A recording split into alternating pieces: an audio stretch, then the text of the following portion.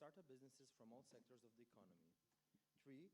Calls upon the European Commission, using the Startup Europe platform, to fund the creation of pitch camps across Europe, which will train young entrepreneurs to develop skills needed to pitch successfully to potential investors and let them gain experience. 4. Calls upon the European Commission to fund the hosting of regular business networking conferences through the Improvement Startup Europe framework and establish an online platform that would provide economic news and relevant statistical information to Europe entrepreneurs. 5. Urges the European Commission to prolong the successful EIF program, European Progress Microfinance Facility, until 2020. 6. Recommends to improve the COSME program by A. Expanding it to cover all member states, B. Increasing the budget of its financial instruments equity facility for growth. 7. Urges the European Commission to... I'm sorry, could you just speak a little bit louder, a little bit slower? 7. Urges the European Commission to establish a startup visa program. 8. Supports the establishment of exchange programs between startup ecosystems in the EU and abroad, thus providing young entrepreneurs with the opportunity to experience a different working environment. 9. Recommends the member states to implement a 15% tax relief for SMEs over the course of their 3 years of existence. 10. Encourages the member states to create mentoring programs regarding the commercialization of research and development in higher education institutions. 11. Encourages the Enterprise European Network to simplify its application procedure. 12. Urges European Association of Institutions in Higher Education to establish partnership with startup companies that would provide internships, thus improving the employment prospects of graduates.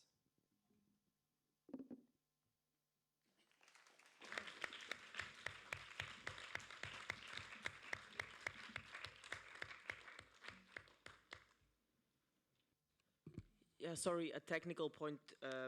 There is a delegate missing, delegate name missing from the people who submitted. So I would just kindly like to add that other than the names listed, it was also Alexander Lidden who also contributed to the resolution. Thank you, Arnold. I would now ask if the proposing committee has someone they'd like to give a defence speech. Econ, you're recognised.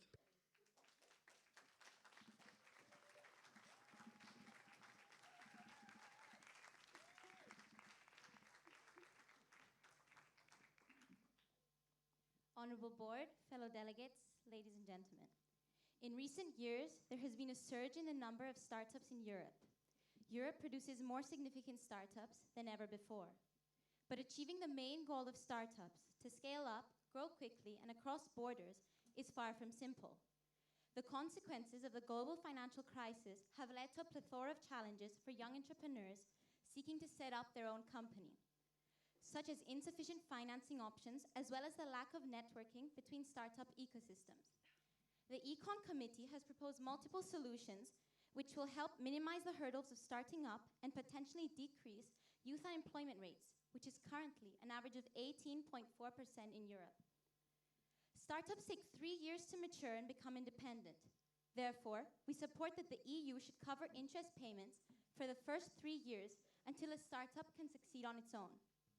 Also, a 15% tax relief for those first 3 years decreases the firm's cost of production, increases its chance of survival.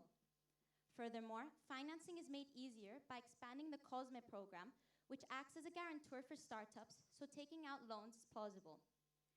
It is important to note that we didn't base our resolution solely on financing, as education is equally as important.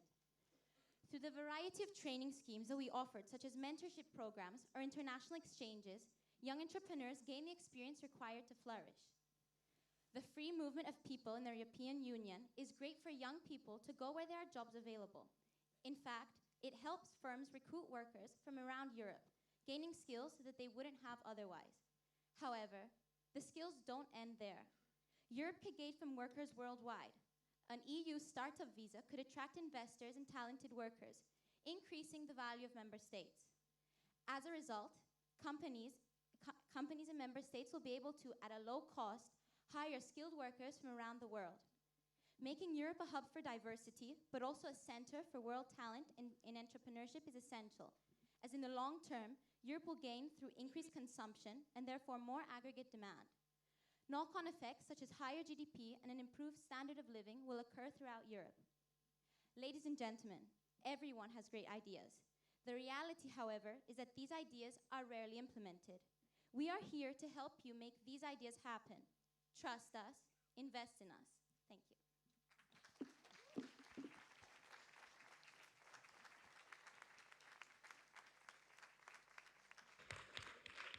Thank you for that defense speech. I'd now like to open the floor to attack speeches.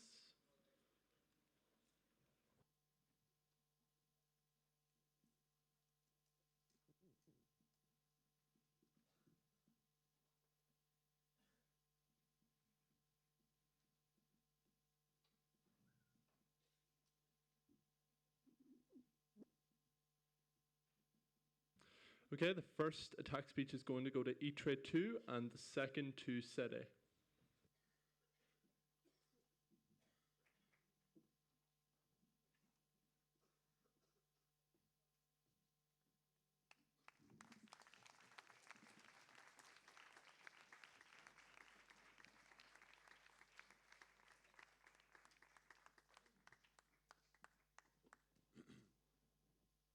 Dear President, Honorable Board, fellow delegates, all of us wants to have the youth employed. All of us wants to have strong small and medium-sized business. But there is a problem on the other hand. Econ suggests to find huge projects which cost a lot. The resolution doesn't take into consideration that such expenses pressure on the economic system of EU. We all know that Germany and France take great efforts to form the EU budget, but more than other members of the EU. The recent researches show respectively 12 billion and 8 billion euros losses in 2015 because of donation into the budget of EU and supporting such measures in other EU state members. It's clear that financial burden of these countries will definitely rise because of supporting measures by Econ. Moreover, we would like to stress the point that it's not mentioned how startups are going to return money in case of failure. Next point, we want to stress that it's not mentioned that such online platforms and network conferences have been already introduced. In our turn, ITRE2 suggests to facilitate the direct dialogue between entrepreneurs and the companies where they can get needed experience. Not through special camps, but directly. It's both effective and a cheap way to strengthen small and medium companies and fight unemployment. The youth, entrepreneurs and business are interested in doing so. It's a great idea to make EU great, but we must realize our expenses. We insist on voting against Econ resolution. Thank you.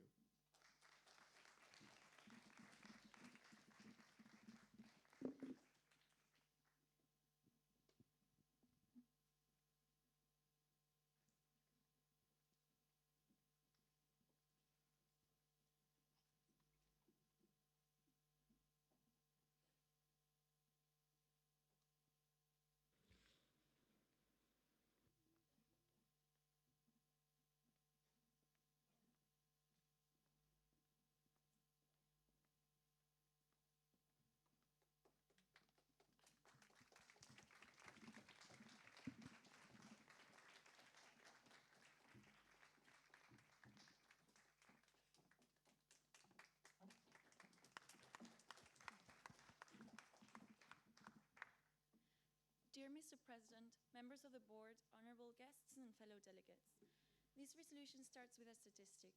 Youth unemployment across the EU stood at 18.6% in May 2016. But this figure is only an average of all the unemployment rates of each individual member state of the European Union, which was different for each of them, obvious. For example, in Greece, this figure amounted to 50.4% in May 2016, whereas in Germany it was a meager 7.2%.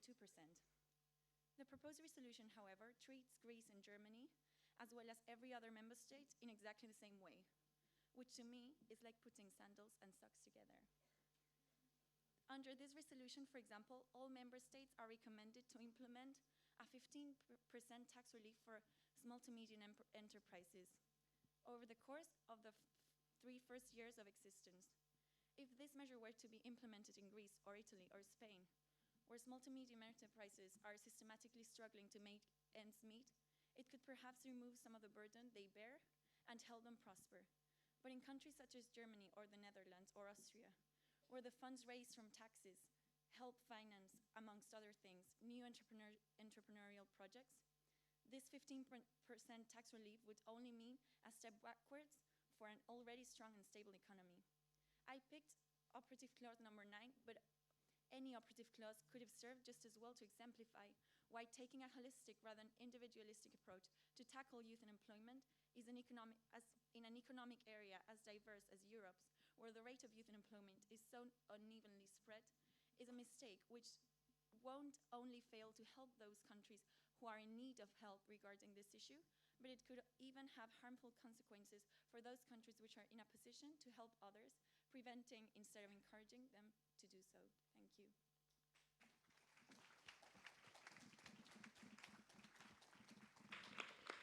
Thank you for that extremely well-timed speech. I would now ask if the proposing committee would like to defend. Yes, Econ, you're recognized. Great. First, I would like to thank Victor from, I believe it's Into Two, for giving his points. And I would like to address something at the beginning, something important. In Econ, we are spending money indeed, but we're only spending money to make more money. That probably addresses the problem about the amounts that we are spending. There's also a lot of liquidity in the market nowadays. Please remember that. Now, when it comes to failure, you said that if a startup fails, it will experience huge consequences. Well, what we were talking about was microloans. Now, microloans are certain loans that are under 25,000 euros. What that means that even if it's lost, I do not consider 25,000 euros to be such a crucial sum to shut down business completely. Also, on the same note, we have a point, our point 1, OC1, helps startups as they cover the interest rates, interest payments for a certain amount of time. Now, you also mentioned that we have some camps like pitch camps, and they're already introduced. Well, yes, they are, but we consider that the ones that we introduce are better, as the ones that are currently in effect are not efficient enough to solve the problem. Now, when it comes to lady from SEDE, yeah, unemployment in Greece, 50%, in Germany, yeah, these are good points. However, you're looking at a short-term problem. You see, we tend to look at startups not in every single country, but internationally. That's what the point OC4 covers, introducing an international platform where all the ideas could be shared so that the regulations and the problems in different countries would not affect or minimally affect the success of a startup. And well, I think that is it. Thank you.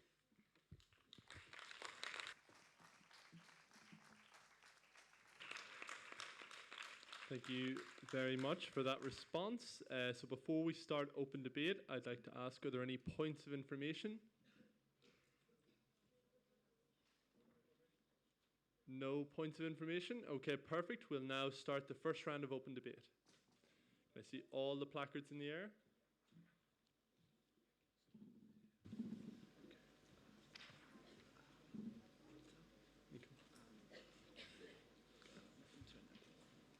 Okay, we are going to start with INTA, and we're going to follow them with EMPL 1.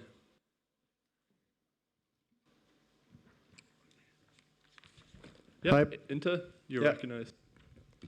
Regarding OC9, how would you avoid companies closing down and reopening in order to get the benefit of the low taxation period, therefore creating a very easy scheme of tax evasion? Thanks. Yeah, Ample one. Thank you. My question is about operative clause number 9. You said that you want to implement a 15% tax relief. Can you please specify what taxes is this about, and about where did you get this figure from? Why 15% tax relief and not 10%? And what about fiscal sustainability? I mean, 15% is very high percentage. So if you give them 15% tax relief, how are you going to also make sure that your state budget is still balanced? Thank you.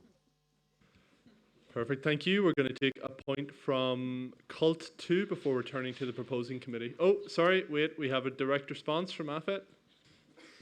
I would like to also express my concern regarding OC9, because in the defense speech you mentioned that this measure will increase SME startups surviving their years.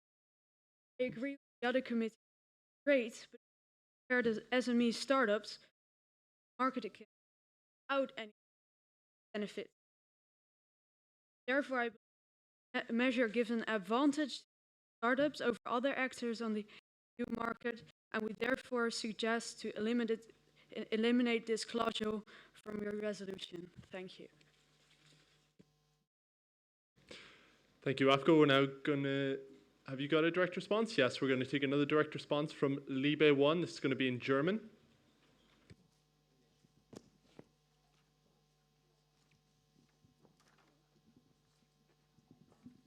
Sorry, it'll be in English, not German. As regard to operative clause 9, I agree with what the speaker beside me previously said, but instead of removing it, I would suggest placing a proportional tax system which benefits both the government and to entrepreneurships that actually require a lower tax system. Thank you. Thank you very much. Now we're going to go to Cult 2 again before returning to the proposing committee. Thank you. You made a lot of points regarding the funding of startups, but I think that you should also consider how to improve the selection of startup funding, and majority of startups fail, and the money which could have gone into the more successful startups gets wasted. And I'll also suggest looking into the reasons why those startups fail and what measures should be taken for failure prevention. Yeah. Thank you. Thank you, Cult 2. We'll now go back to Econ to respond to some of those points.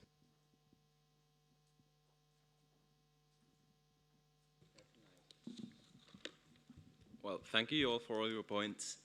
I want to address them one by one. Firstly, we shall begin with INTA. You believe that enterprises, startups would prefer to close and then reopen rather than stop having tax relief. Well, we believe that startups, when they close and reopen, there's such a high cost associated.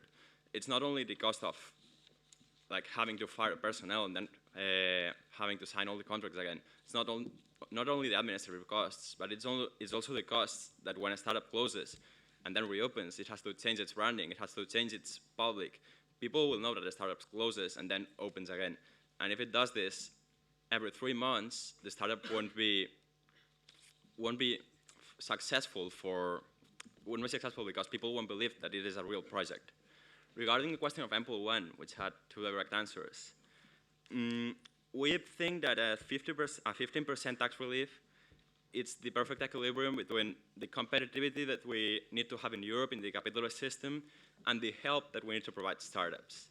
In fact, we are not sure that this 15% should be the exact number, but we analyzed this system that is being used in Malaysia, and they are using a 15%. And we believe that it's true that we cannot compare ourselves with Malaysia, but this number of tax relief is working there. So we believe it's the number that would best suit Europe and the Europeans' needs, finding the equilibrium. Regarding the direct response that said that this would reduce competitivity between enterprises, it's the same point. We have tried to find an equilibrium between the help that startups need to succeed and to be able to cope with giant enterprises, and on the other hand, the competitivity that has to still be present in the market.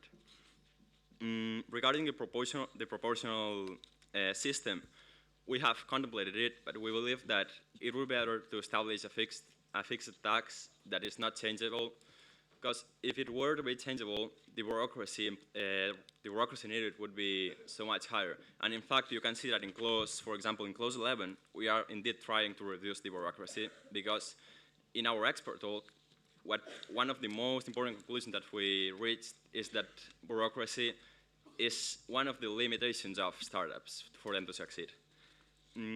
Finally, Call 2 said that financing some startups that are not successful could imply that we are losing money to finance startups that are successful. But firstly, how can we know which startups will be successful? And then, even if we knew, we believe that all startups should deserve a first opportunity, an opportunity to grow, an opportunity to demonstrate that their idea is good, it's valid, and it could take place in Europe. Thank you. Thank you very much, Econ. We're now going to move on to Liebe 1 for a point in German, followed by AFGO. Dankeschön. Ein Problem, welches ich ansprechen möchte und noch nicht in den OCs zu finden ist, sind die Steuern, die die selbstständigen Unternehmen zahlen müssen. Also zum Beispiel in Spanien gibt es eine feste Gebühr, die gezahlt werden muss, unabhängig von dem Einkommen, das die selbstständigen Firmen bekommen. Dies bedeutet, dass auch die Unternehmen, die unter dem Mindestlohn verdienen, dasselbe zahlen müssen. Ich würde vorschlagen, dass man diese feste Gebühr nicht für die Unternehmen, die unter dem Mindestlohn verdienen, anwendet. Dankeschön.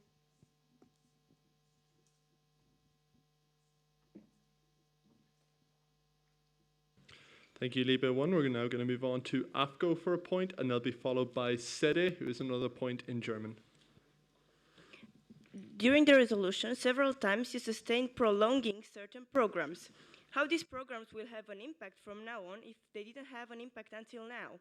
And what I recommend is creating a whole new program, including the plus points found during the other projects, and also involve youngsters directly in organizing, because they know what they lack and what they need.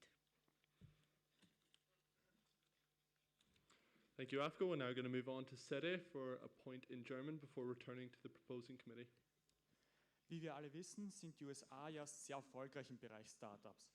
Und wisst ihr, was der große Unterschied zwischen den USA und Europa ist? In den USA wird ein Startup gegründet und es schlägt fehl. Diese Prozedur wiederholt sich vielleicht bis zu 10 Mal. Aber irgendwann funktioniert es dann und das Startup wird extrem erfolgreich. In Europa dagegen ist es eher so, wenn ein Startup fehlschlägt, ist der Gründer sein Leben lang gebrandmarkt, sozusagen als Verlierer, und er bekommt einfach keine zweite Chance. Und somit ist einfach diese komplette Kultur herum um die Startups in Europa eine ganz andere, und dies muss sich ändern.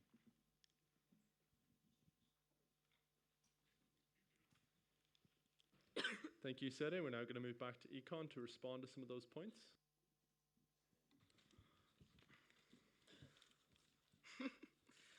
Okay.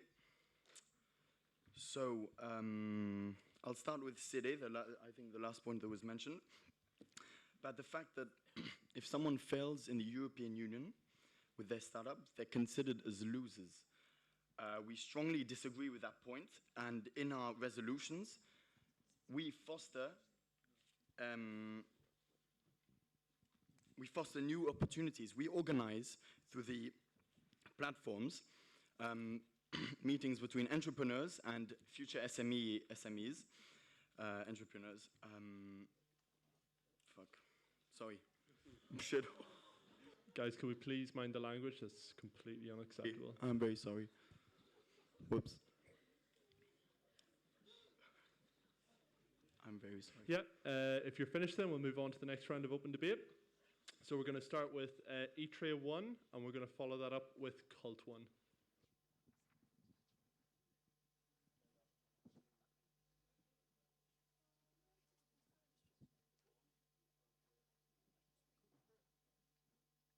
I'm very sorry about that.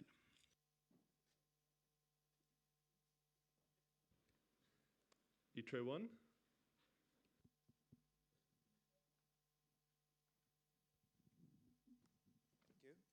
the first operative clause, you mention giving startups microloans for the first 3 years, which are to be repaid in case of positive results. You don't mention what you will do if these results are not positive. So I'd like to know what you think about that. Thank you, E-Tray 1. We're going to take another point from Cult 1, and then we're going to give... we have a direct response from E-Tray 2. You're recognized? Well, I think it's pretty clear what's going to happen when those startups fail, because then you won't get your money back, which has already been said. I think during the response to the attack speech, it was said that those microloans are a maximum of a maximum of 25,000, which is not a lot, as they said. But I think that it could be a lot because there there are a lot of microloans that are to be loaned out all throughout Europe, which could really add up. So I do think the risk is high. Yeah, but that's what's going to happen with the money if the startups fail. Okay, thank you. We had a direct response as well from Libe 2. Thanks for the recognition. Just to build on what was being said about the loans and in case of failure, in effect, what the Econ Committee is doing here, when they say interest rates don't need to be paid back when the enterprise fails, they are disincentivizing success and, in fact, imposing certain amounts of inefficiency. Because a business which fails and doesn't have to pay the full cost of that failure will be less likely to put its full effort into guaranteeing the success. Thank you very much. Okay, thank you. We're going to go to Cult 1, and then we'll return to the proposing committee to give them another chance.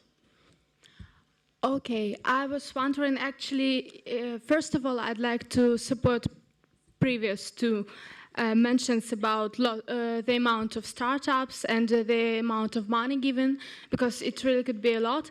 But my point is that you could really think about criteria which are going to be implemented if we are considering these loans, because there is a small Dutch, I don't know, company perhaps, which provides these loans, and they invented sort of a business incubator, and they select these startups which are going to be promising based on lots of criteria, so it's possible to select them. Thank you. Okay, Econ, would you like to respond to some of the points? Okay, thank you very much for the for the floor. So I would like to start with the last point that I've just had. So basically, we have a lot of criteria implemented that are currently in place. First of all, EU doesn't donate money directly. It all happens through the banks, and they push their own criteria. Then the European Union also pushes its own criteria. And I personally have never heard about a fund or a grant from European Union that would have no criteria. So don't worry, we take care of that. Then coming back to the point about investments, loans, and OC1. So first of all, with what we can donate and support startups if not with money? It's very crucial. That's the first thing. The second thing is that, indeed, it's a really small sum comparing to the whole budget of European Union. Then this doesn't lead to a huge crash and bankruptcy, because we, the European Union, and our committee, we help by covering interest loans, for example. And on the other hand, we consulted it with our experts, and we are sure that the 3-year criteria is the perfect year for perfect amount of time for the company to basically develop itself. Or just let me cover those entire points and all those direct responses in a very simple example. Because I believe that all of you in here are familiar with, for instance, the student loans. So it's like your university or your country, they basically invest in you in order for you to develop yourselves. And those are proven to be very successful. This is basically what we do, but for startups. And then very quickly coming back to the points from the previous rounds, well, we are aiming at USA just because USA startups are very, very successful in gaining investors, and this is precisely what the EU wants right now. And then on the other hand, there was the point by Libe 1. So we have tax relief only because we have to supply money also for the government. We cannot just basically cut out the money and let the companies have no tax at all. We have to do some compromise between what the startups want and what we need to supply to our governments. Thank you. Thank you, Econ. We have a direct response from Cult One. Is this related to the very last point that was spoken? Okay. Bonjour, en fait je voulais tout simplement reprendre le point qui a été évoqué par la déléguée de Econ. Elle parlait d'éducation en disant que les États membres de l'Union européenne investissaient et avaient foi en la jeunesse européenne, avec les bourses étudiantes notamment. Or, à ma connaissance, il y a des jeunes qui font leurs études en Europe et qui sont ensuite qui sont engagés ensuite par des startups, mais qui s'en vont à l'étranger, notamment aux États-Unis, où il y a beaucoup d'ingénieurs français qui partent à Google, notamment d'autres Européens qui partent dans des entreprises, des startups indiennes, dont je ne me souviens plus malheureusement le nom. Et ensuite, du coup, c'est pour ça en fait que je voulais remettre en cause l'investissement accordé aux startups, dans le sens où à quoi bon investir dans des startups qui ensuite nous quittent. Ça veut dire que oui, elles peuvent nous rembourser, mais elles ne sauront pas. Il n'y a rien de loyal, quoi. Merci. Thank you, Cult One. We will now move on to Libe 2, followed by AFET. Thank you for the recognition. It seems to me that the Econ Committee has undertaken a large error in not taking into consideration the financial crisis of 2008. They are effectively providing exactly the same conditions for an asset price bubble as during that crisis, with excessively cheap credit and large tax reliefs. I would have much rather seen a resolution emphasizing the importance of the free market in instilling efficiency and ensuring growth is built upon actual ability to generate profit, not a bloated credit system. As it stands, this resolution is highly interventionist into our economy, promoting growth solely for the sake of growth, rather than focusing on sustainability. Thank you. Thank you very much for that very clear point. Can we move on to... Oh, we have a direct response, sorry, from INTA. Yes, I would like to say that in 2008 it was much more based on real estate and other markets that are very not innovative. Funding startups and giving microloans would promote innovation. Innovation is the future of the economy, and for that I want to compliment the committee Econ for they made us very, very good resolution. Very well said, thank you. We'll now move on to AFET, followed by ITRE 2. Hi, thank you very much. I have to say I was really impressed by the resolution on the whole, but there's one issue mainly that has struck me. Thanks to my multilingual colleagues, I was able to decipher the poor sentence structure of clause number 10. If you look at clause number 10, there appears to be some difficulty as to whether the member states are encouraging mentoring programs regarding the commercialisation of research and development in higher education institutions, as in actually in the institutions, or they're encouraging mentoring programs regarding the commercialisation of research and development in higher education institutions on a whole, as in that is the entire encouragement. But luckily the French resolution has revealed the truth of the matter.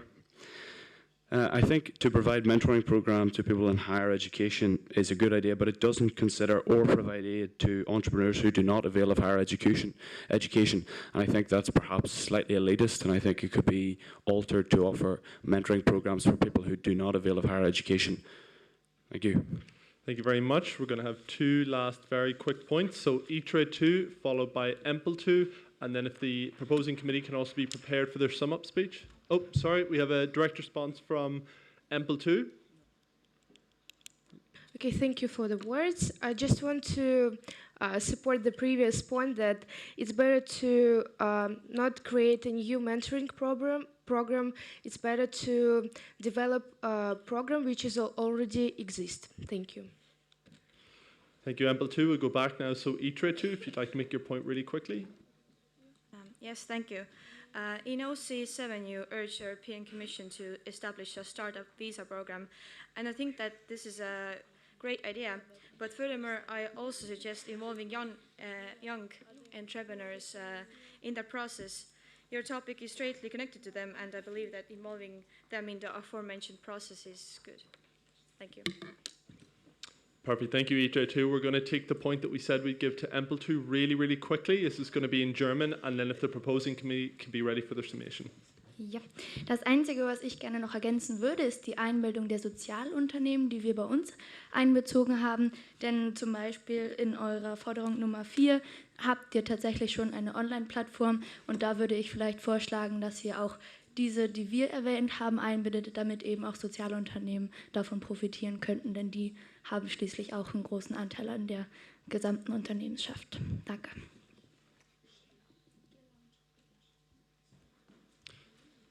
Thank you very much, EMPL2. Now we'll return to the proposing committee for their summation speech. Econ, are you ready? Yeah.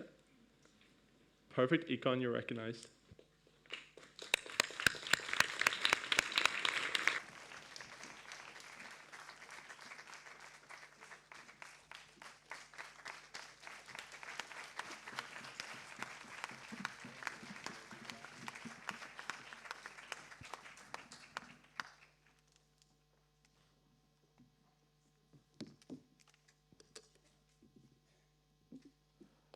Hello, I'll just address the last points that were made in that last round of debate. But I think, first of all, I need to emphasize something very important about the 15% tax cut. The 15% tax cut is over 3 years because 3 years is known as the crucial period in startups. If a startup lasts 3 years, the chances are it will start. We studied the Malaysian system, which supports startups for 3 years, and we feel that that's the best way to go forward to ensure that startups last in a long-term way. Now, we're only giving a small amount of help to new enterprises. We're not trying to undermine the market in any way.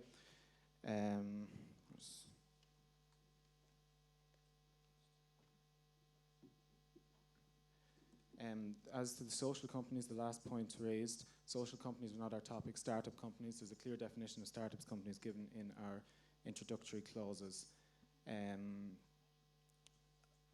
Now, as for we have to refer back to our definition to answer certain points raised. That is that we're just simply facilitating financing and microloans. We're not trying to undermine the market. We're not trying to do anything like that. What we're trying to do is we're trying to provide finance, and we're trying to provide microloans, which, as we said, are loans under €25,000. We're only guaranteeing the interest. We're not guaranteeing the entire loan. And I think I'm able to hand over to Inka now. Thank you. Honorable members of the board, distinguished chairs and fellow delegates. A startup is exactly as a tree, and it needs to be in a constant growth and development. So you need to water it. In our everyday life, we always ask ourselves whether we are ready to join the challenge and accept the opportunities we come across. The strategy to a successful, strong and healthy tree and to a prosperous startups is to first acknowledge what you don't know and then to take it to its essence and to remember it and use it to shift the world around it, shaking it from its very roots. Even though you don't have the perfect idea to begin with, you can adapt just like trees will always stand firm within the ground and break through the pavement. We are born of the elements, ashes to ashes and dust to dust, and the water keeping us ever so delicately together, nurturing us. As this primordial being grows by water, so do we with the startups. We grow and we can become the basis of the future. The resourceful entrepreneurs who can heroically stand the class of trees and carry the whole world on our shoulders. We will intervene our branches, and so the forest grows, and so does the whole world, standing in shade, sunlight reflecting off of glittering, hopeful eyes. Therefore, we can achieve greatness together, and we can also find together our place in the universe and germinate around it. Thank you.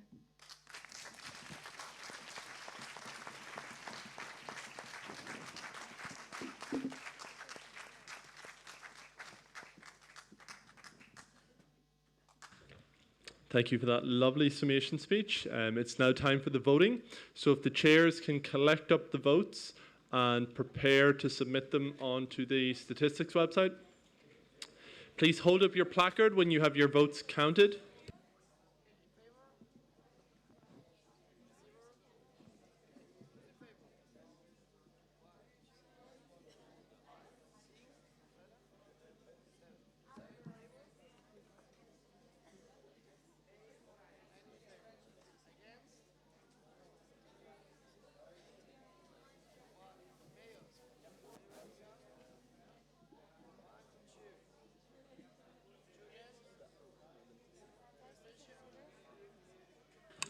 Sorry, could you please clarify if we're voting using the GA stats or?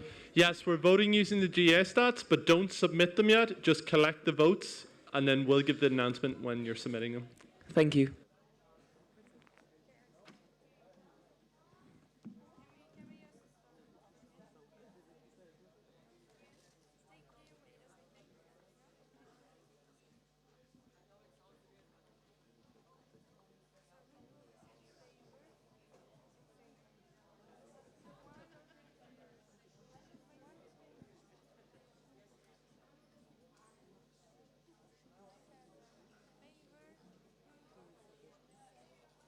Okay, so please hold up the placards when you're ready. Yes, all committees nearly ready? At the back? No? Not ready? Yeah, what's it?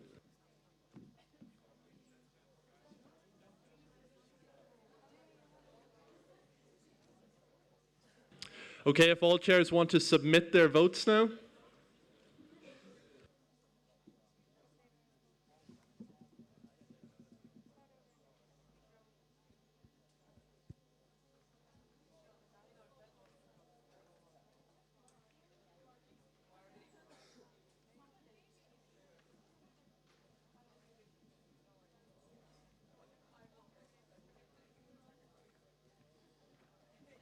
Still waiting on quite a few chairs to submit.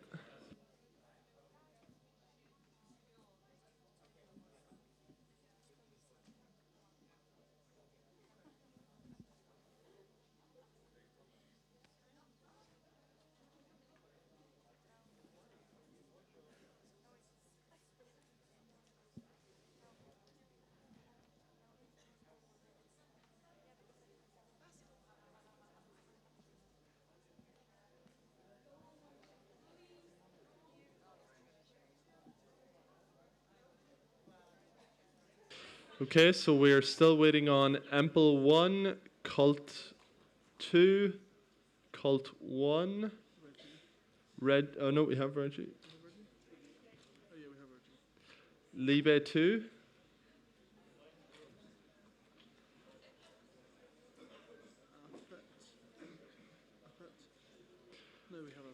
Sede as well.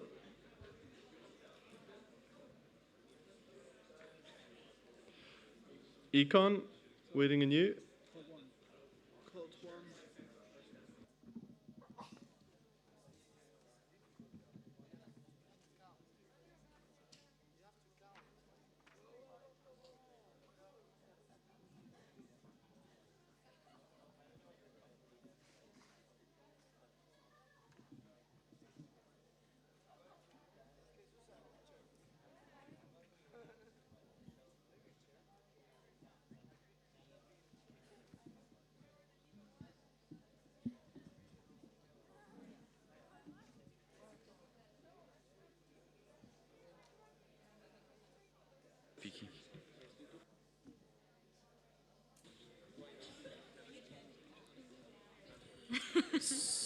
Sorry, have you received the vote from Econ?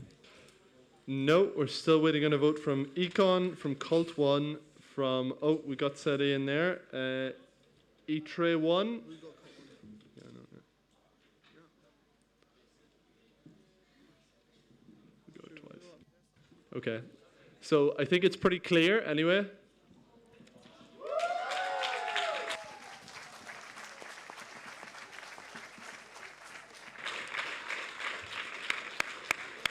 So with 151 votes in favour, 39 votes against, 14 abstentions and 2 absentees, it is my absolute pleasure to say that the motion for a resolution by Econ has successfully passed. Well done, guys. Well done.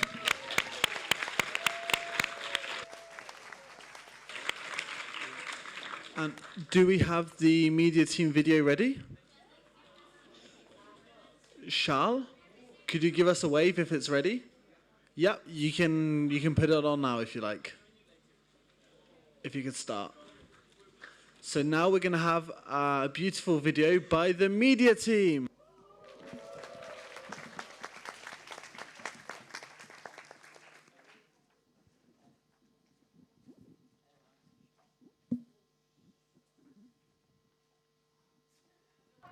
nous avons vécu dans la même ville en Norvège.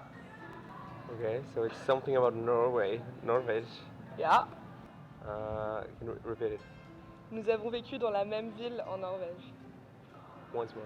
Nous avons vécu dans la même ville en Norvège. You're going on a vacation to Norway. No. Should I say it? Should I say it? Yeah.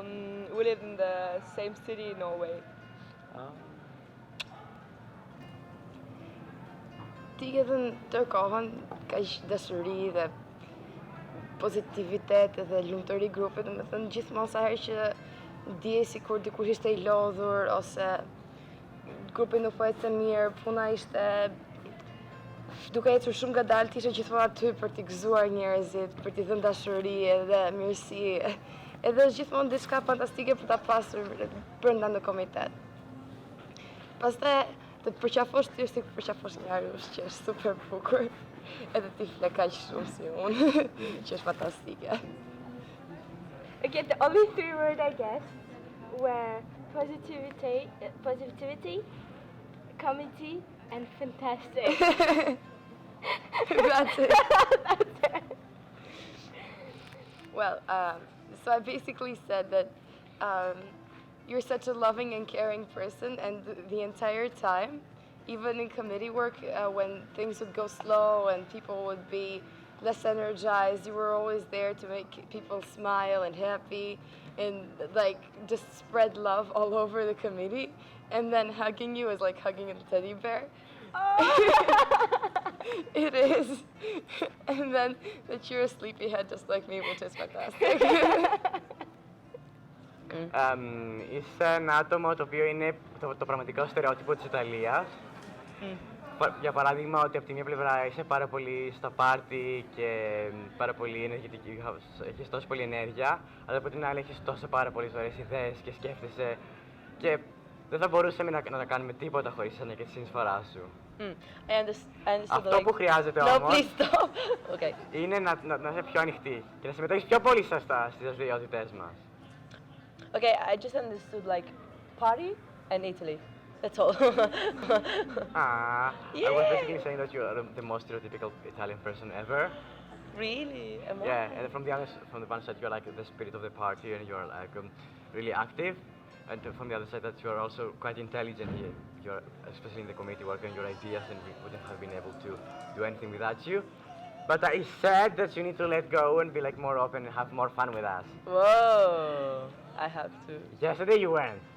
Quand tu pars dans notre comité, tu dis tout le temps. I bring the to our committee or something like that. I told him that when you speak in our committee, you say all the time. Du bist sehr, sehr schön und ich bin sehr gut in Lügen. Something really good, Lügen. And I told you you're really, really nice and that I'm really, really good at lying. Okay, thank you very much.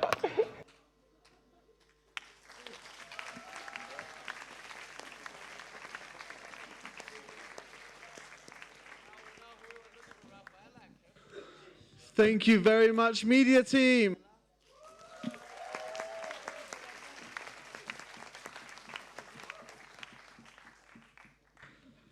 Now that we're all really active, really awake, we're going to move on also to the next motion for a resolution. And I will also be chairing this one in English. So, moving to a motion for a resolution by the Committee on Constitutional Affairs.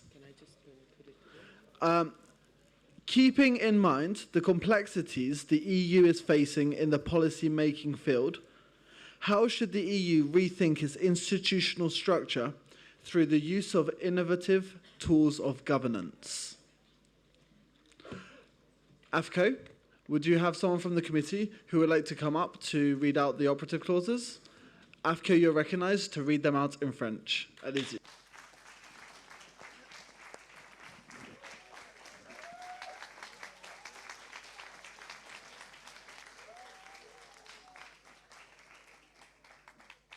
AFCO will be reading them in French, so for those who would like their headphones.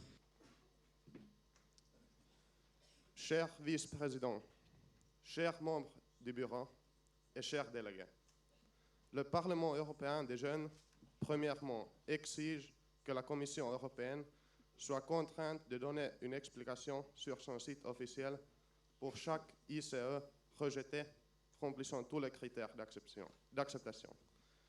Deuxièmement, recommande d'une ICE ayant atteint un quota d'1,5 million de signatures en un an puisse être introduite directement en tant que proposition dans la procédure législative normale. Troisièmement, suggère un amendement du traité de Lisbonne permettant au Parlement européen d'inviter formellement la Commission européenne à se saisir d'un sujet précis et qu'en cas de majorité qualifiée au Parlement européen, la majorité requise pour l'adoption de la loi au Conseil des ministres soit abaissée à 1/3 des votants. Quatrièmement, demande la mise en place d'un système de e-voting complémentaire du système de vote traditionnel pour les élections européennes dont la mise en place reviendra aux États membres en fonction de leur développement numérique. Cinquièmement, soutient vigoureusement l'existence de nombreuses initiatives portées par des associations au niveau national permettant plus de dialogue entre les élus et les citoyens via des outils numériques. Sixièmement, attire l'attention sur la nécessité d'accroître la représentation des associations de la société civile dans la phase de négociation et de discussion antérieure au processus législatif des institutions européennes. Et septièmement, appelle les institutions européennes à publier officiellement les comptes rendus de discussion entre la société civile et les responsables politiques afin d'en augmenter l'impact. Merci.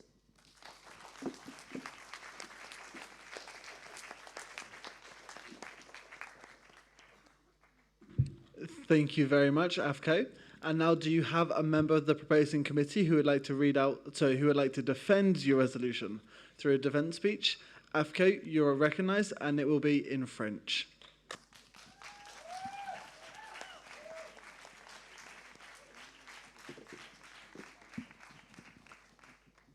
So you have 3 minutes, and depending on whether you send your speech to the translators, you know at what speed to deliver it.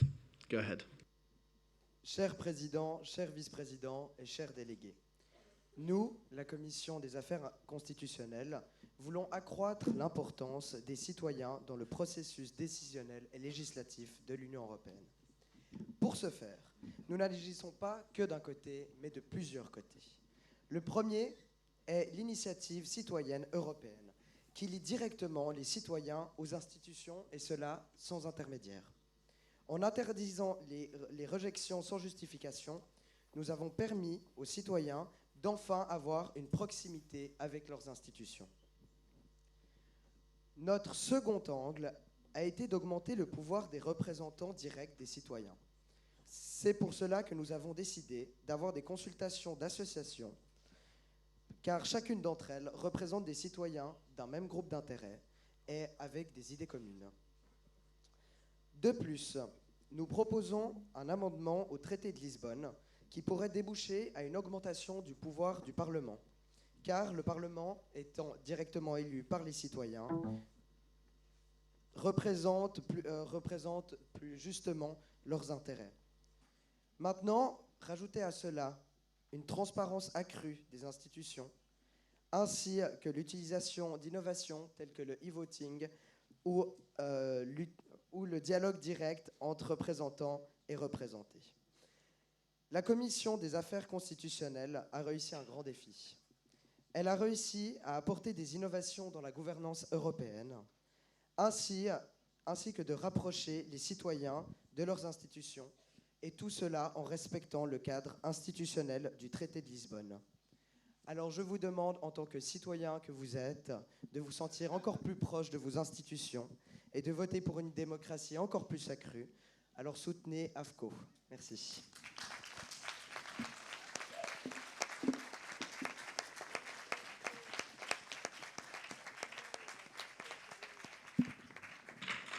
Thank you very much for that very clear defence speech, really highlighting your committee's stance and really explaining the fundamental parts of your resolution. So now we'll open up for attack speeches. Are there any committees who would like to attack this? Could you please just hold one placard so we know which language you would like to attack it in?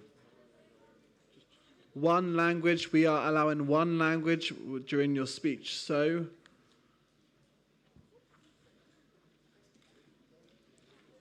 MPOL 1 will accept yours in English, and then we'll accept a second one, which will be by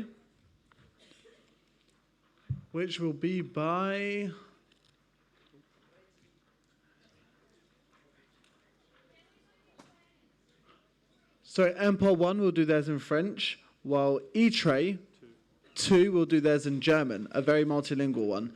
So E-Tray 2, please come to the front, and MPOL 1, please come to the front over there. MPOL 1, you will start, and then it will be E-Tray.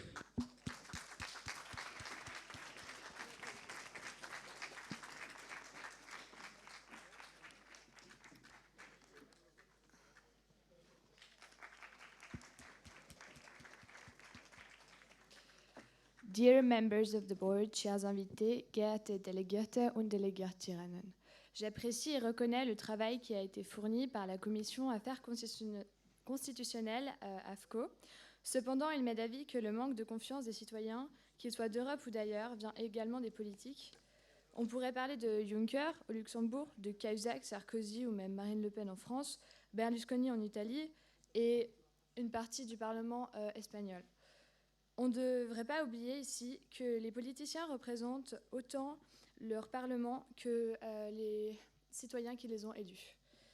Quant à votre idée d'e-voting, comme vous le dites si bien, elle sera mise en place en fonction de leur développement numérique, donc votre clause 4.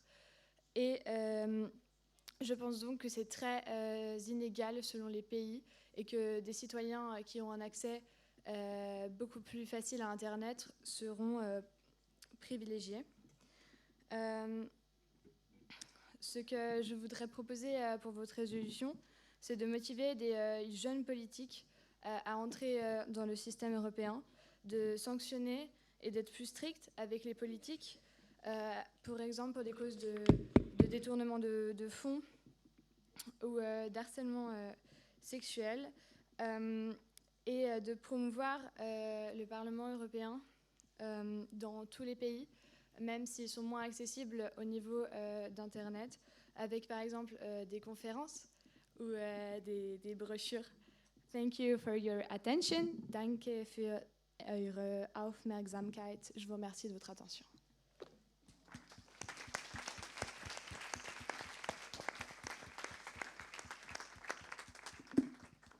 Sehr geehrtes Präsidium,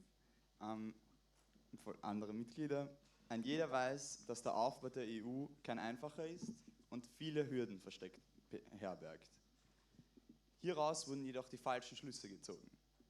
Erstens darf man das höchste Prinzip der Demokratie, das Prinzip der Mehrheit, nicht abschaffen, nur um leichter Gesetze und Beschlüsse durchbringen zu können.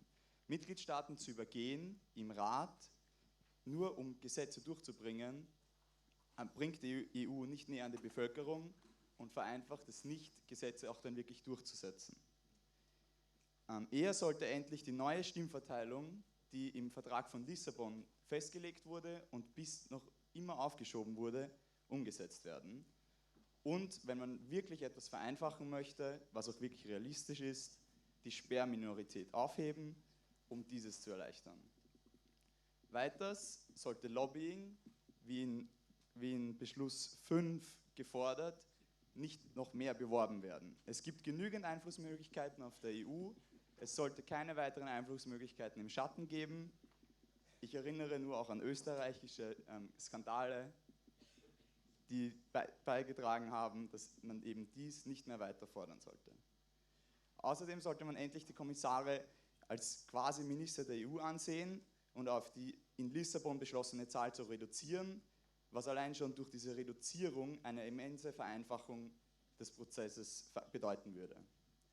Schlussendlich ist noch bei einem Referendum, das schon bei 1 Million ein zwingendes Behandeln fordert, unglaublich, wenn man das im Verhältnis zur Gesamtbevölkerung der EU setzt. Bei 500 Millionen Einwohnern ist 1 Million einfach nicht genug, um das auch wirklich behandeln zu müssen. Das Prinzip der Subsidiarität der EU gibt es nicht umsonst. Man sollte somit erst das implementieren, was bereits gefordert wurde und nicht alles neu erfinden. Danke sehr.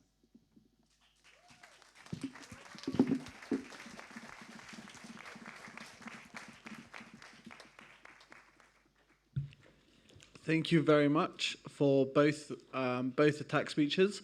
Both of them really critically analysing the topic as well as the proposing committee's stance on the topic, suggesting their own stance, and MPOL 1 even coming up with a list of proposals for the proposing committee. So would the proposing committee like to respond to the attack speeches?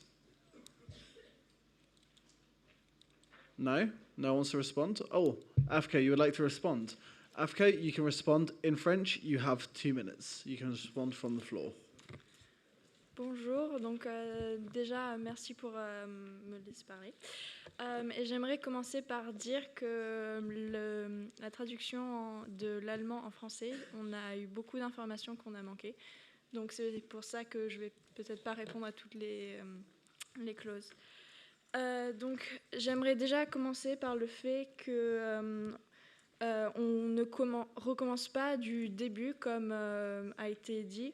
En fait, on innove sur ce qui est déjà existant avec les ICE qui proposent déjà le 1 million depuis déjà 4 ans environ. Donc voilà. Et voilà. Et sur la question du fait de la répartition des lois nouvelles et de la majorité, le Parlement a déjà les 2 tiers, la majorité, comment ça s'appelle ? Qualifiée, la majorité qualifiée avec les 2 tiers, qui est nécessaire sur certains votes. Et pour la question de l'e-voting qui serait inégale, on a bien précisé dans notre résolution que c'était en complémentarité. Donc il y aurait toujours le vote sur papier, ce qui garderait le même système. En fait, le e-voting ajouterait plus d'égalité puisque plus de personnes pourraient voter. Et ça favoriserait le vote des jeunes et donc des jeunes politiques. Voilà. Et aussi notre idée d'installer l'e-voting en complémentarité, on ne le met pas en force. C'est pas que l'e-voting. Thank you very much. So if you had other points to respond, you can do that during the open debate. But thank you very much to responding to all of those points and for really clarifying your committee's point of view on that. Thank you very much. So now, go ahead.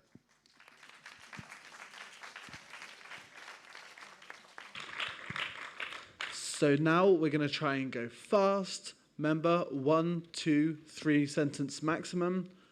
Really concise, straight to the point. But let's be dynamic. Small pauses for the translators as well.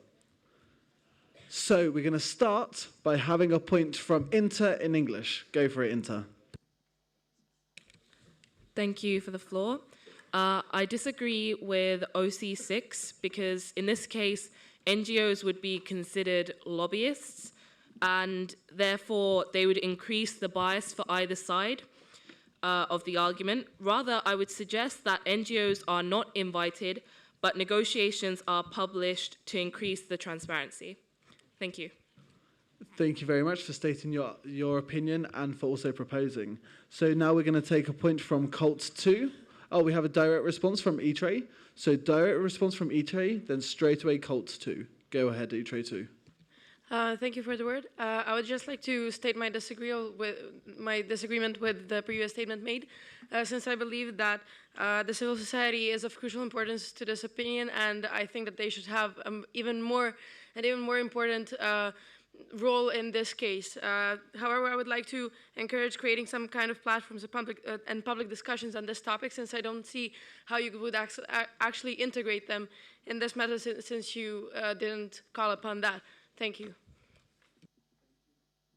Thank you very much. So Colt 2, followed by Reggie. Colt 2, you're recognized. Thank you. I would like to ask the proposing committee to elaborate on why exactly they would like to lower the required majority for the adoption of law by a third of voters, as stated in OC3, because right now it is not entirely clear what exactly they are trying to achieve with this. Thank you. Thank you very much for that point about OC3. Now, like as promised, we're going to have a point from Reggie at the back. Reggie, you're recognized.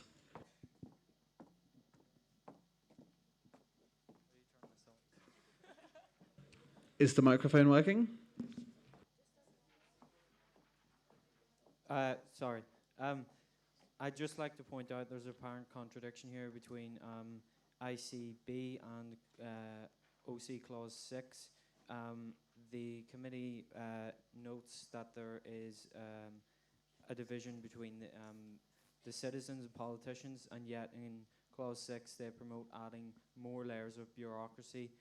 Instead, Reggie would suggest maybe using some of the digital innovation they've mentioned previously to let citizens have a direct say in the legislative process rather than NGOs and other groups which could be considered lobbyists or bureaucrats. Thank you very much for that pertinent point, Reggie. We have a direct response from Libe 1. We're going to take that and then head straight to the proposing committee, again, AFCO.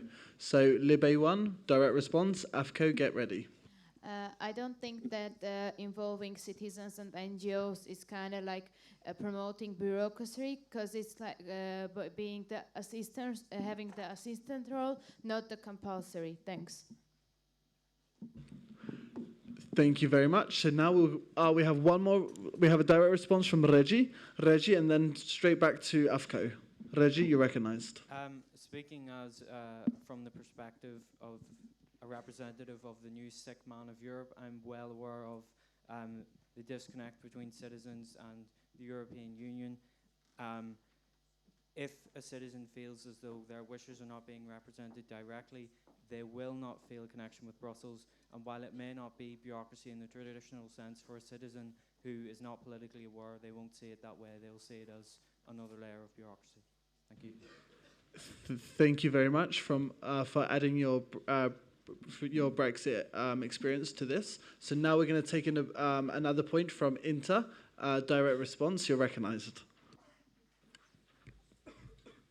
I completely agree with the previous statement. So talking with the NGOs doesn't mean that you are directly taking the opinions of the people. If you want to directly taking their opinions, make a referendum. Thanks. Thank you very much for also bringing up referendum within this discussion. So, as promised, we'll now be taking a point from AFCO. So, one last direct response, then we are going to come back to AFCO even if other people have direct responses. So, one last one from Colt 2, and we will be coming back to AFCO. So, Colt 2, you're recognized. Thank you. Just now, a referendum was mentioned, and I think that is actually quite ironic, as a referendum is the most direct form of democracy. However, in OC6,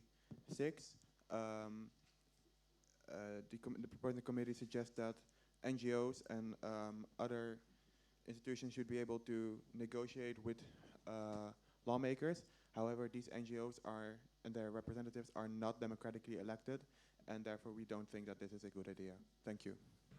Thank you very much. And so we're going to come back to AFCO now to answer the whole round of debate, and especially this last part of the debate with direct responses, which has been all about the distance between citizens, government, and what you got, your clause number 6, which is having an action on this. So AFCO, your point in English, if you would like to do that, go ahead. Okay, I'd like to respond all about the NGOs together. First of all, we are proposing this civil society NGO dialogues with politicians, because we strongly believe that if we make a direct dialogue between citizens and politicians, there's no way politicians can take into account what citizens say. So that's why we're making this between NGOs and civil society with politicians, because they can make they are a platform for which people can easily get to them, express their opinion, and then NGOs and civil societies can go and express the people's opinion to the politicians. Because if not, imagine, for example, a platform in the internet where everyone could write what they want. That makes no sense, because no one would read it. Then about the question on the qualified majority in the European Parliament, we are looking for make people's voices more important, but we know that sometimes we as persons make mistakes. So that's why we make people more powerful, but not give them the huge power. So we are trying to reinforce the European Parliament, but without letting them make whatever they want. Then with the NGOs as well, we are treating NGOs and civil societies as an experts. So they are not only taking people's opinion, but they are also giving their opinions as experts. And Thank you very much. You've answered lots of those points. And if there are anything left, you can always carry that on to the next one. But thank you very much for those detailed answers. So now we're going to move on for a point from Sede before going to Afet. So Sede, you are recognized. And then we'll move straight to Afet.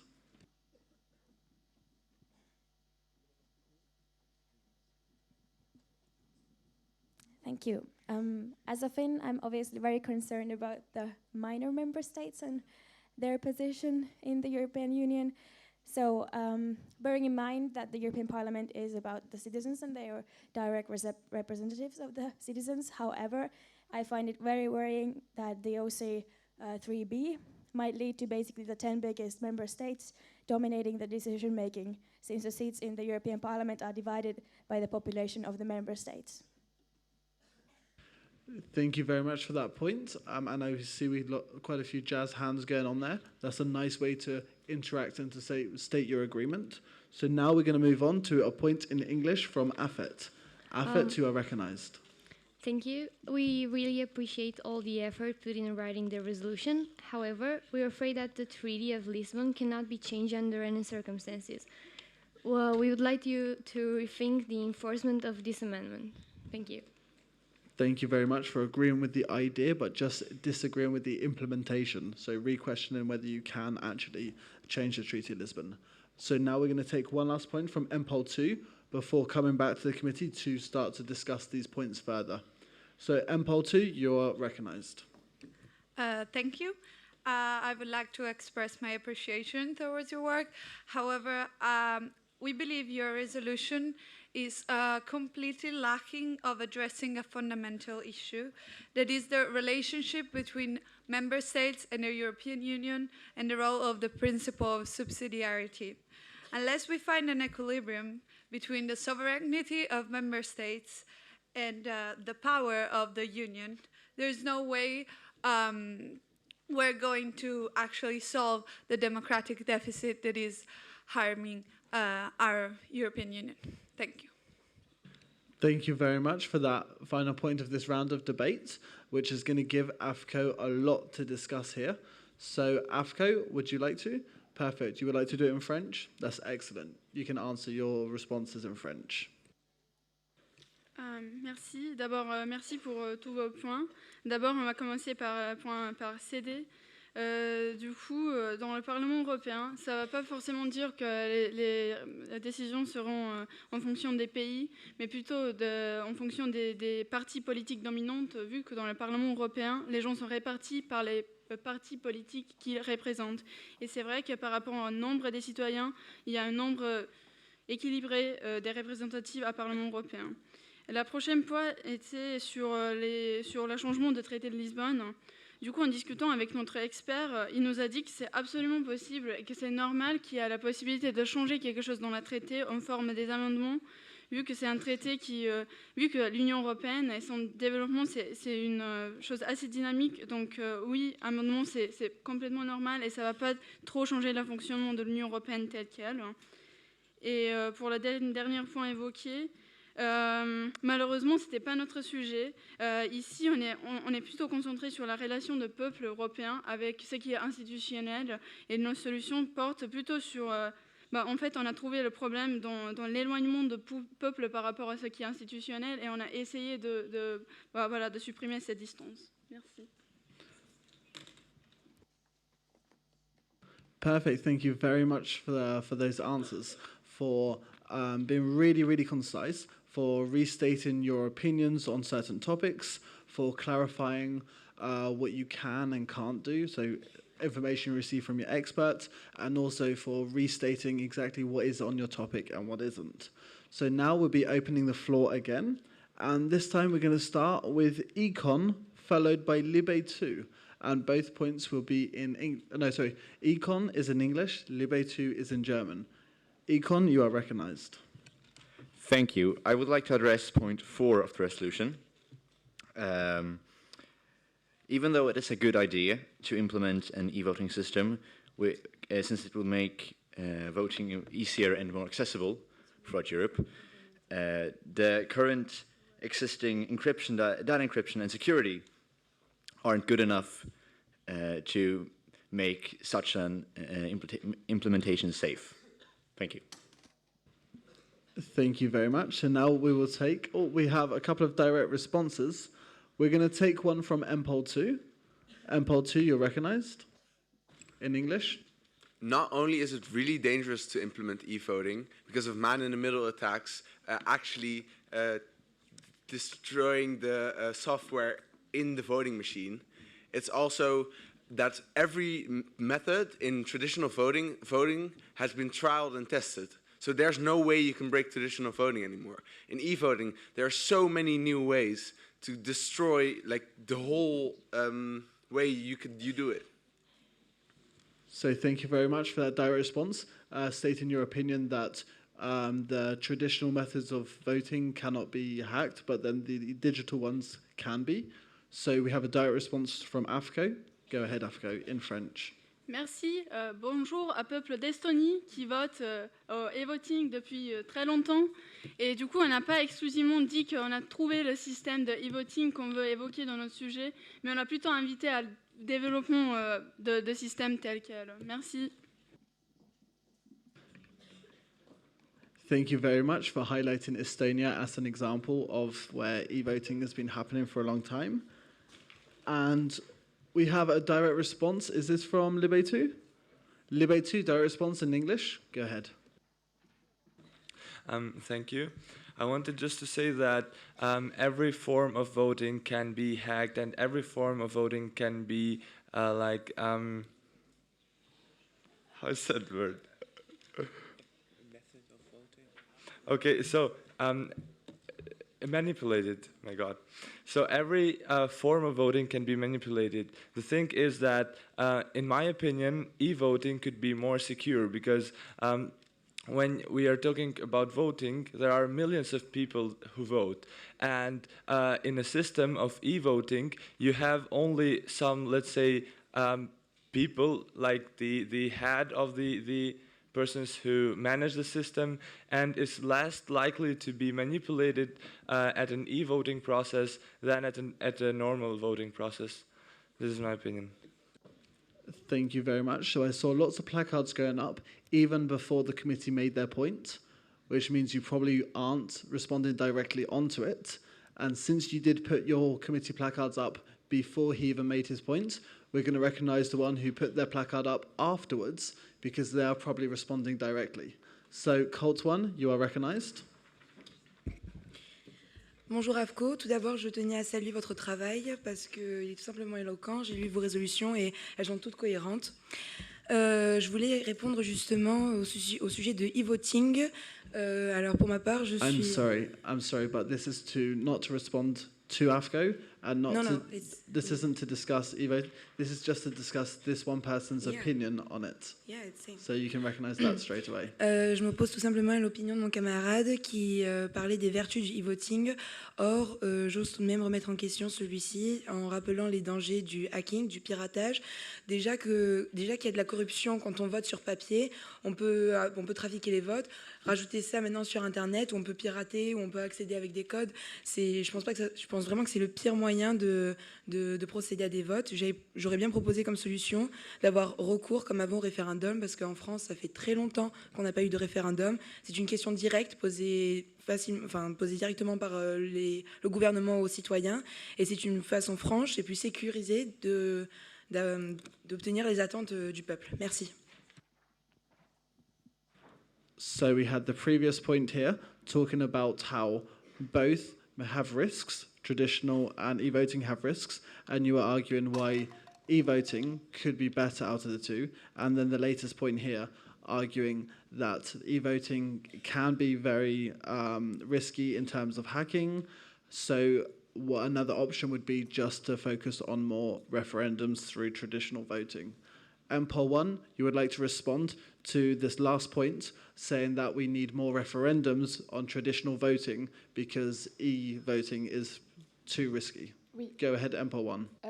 Oui, pour moi, l'e-voting, c'est sécurisé. Les référendums, au contraire, je trouve que c'est pas une bonne idée parce qu'en fait, l'e-voting, ça permet d'intégrer plus de monde. Mais mon problème à moi, c'est que je pense qu'il y a des pays où l'Internet est moins disponible et qu'en fait, il faudrait, pour contrebalancer, avoir d'autres moyens dans les autres pays pour faire en sorte que chaque citoyen soit représenté et ait la même chance d'être représenté. Et je pense qu'il faudrait ajouter à ça que l'e-voting, ça s'est pratiqué justement, comme on l'avait dit, en Estonie depuis plusieurs années. Et il n'y a pas eu de cas de tricherie ou de corruption. Et je pense que c'est une très bonne idée, mais qui doit être accompagnée d'autres mesures dans les pays qui ont moins d'Internet. Voilà, c'est tout. Merci. Thank you very much, MPOL, for taking another stance on this topic by saying that you would like e-voting to be accompanied by traditional voting in order to outreach to places that don't have internet access. So, Deve, you would like to respond to this last point here, to the stance of having both together. Yes, Deve, you're recognized. Though my point is a bit different, it's about accessibility. I'm sorry, if your point is a bit different, you can leave that one for a point of debate. So now we're going to come back to AFCO to respond to this round of debate and these points. AFCO, you are recognized. Thank you. So, to come back on e-voting, I want to highlight again that every way of voting can be manipulated, and that we still give the choice to the member states whether they want to implement e-voting or not, if they feel comfortable with it, and if the digital system can handle it, and it's secure enough. And as we all know, referendums are not always perfect, since not everyone always knows what he's voting about. And then they can just vote on random things and end up like Brexit. Thank you very much for clarifying your stance on this, especially in terms of this proposal of referendums and why you would like to take a step away from that, for example, Brexit. So now we are, as promised, we will be heading back to Libe 2 to take their point in German, and then we will then recognize Deve for their point of debate. So Libe 2 in German, followed by Deve in English. Vielen Dank. Ich möchte Klausel 2 ansprechen, über die direkte Einführung einer ECI in den legislativen Prozess. Und zwar, ich würde vorschlagen, dass man das nicht absolut direkt einbringt, da, obwohl ich ein großer Befürworter direkter Demokratie bin, würde ich sagen, dass viele Initiativen und Petitionen nicht wirklich 100% den Erfordernissen eines Gesetzes entsprechen, weshalb es vermutlich ratsam wäre, eine eine Institution einzuführen, die in Zusammenarbeit mit dem mit dem Komitee, das die Initiative vorgebracht hat, dass die Initiative, wenn sie akzeptiert wurde, dass sie in eine als Gesetz passende Form gebracht wird.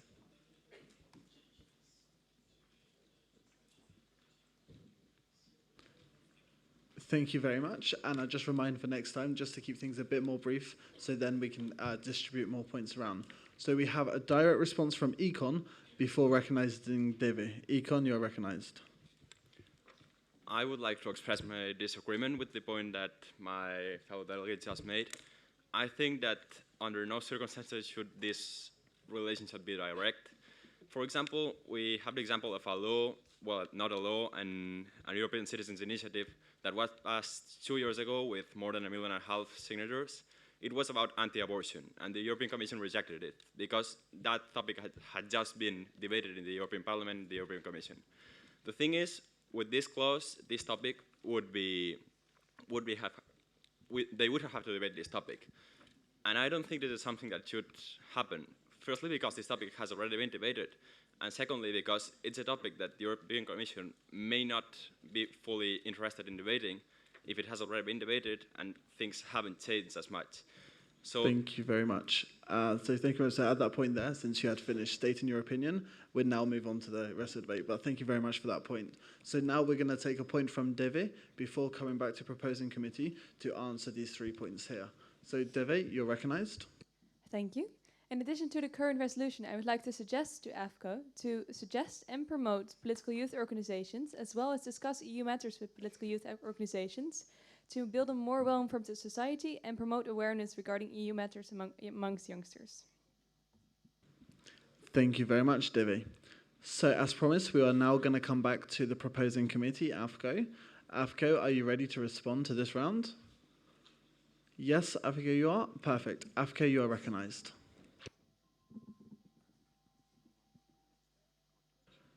It's not the summation speech yet. Yeah, it's not summation yet. You have one more answer. Go ahead. Okay. Sorry. Good. You were asking why they become laws if they can be bad for people.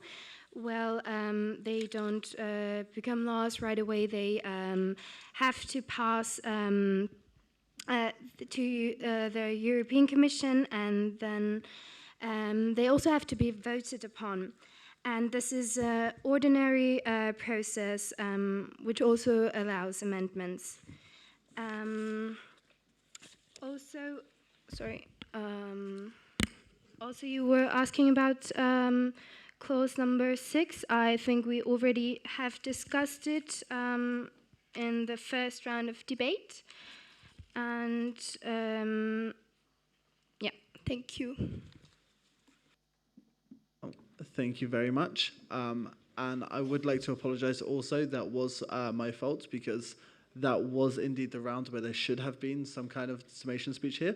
But don't worry. What we will do, because there have been certain discussions that have been very heated and answered partly, but it feels like maybe some more answers needed.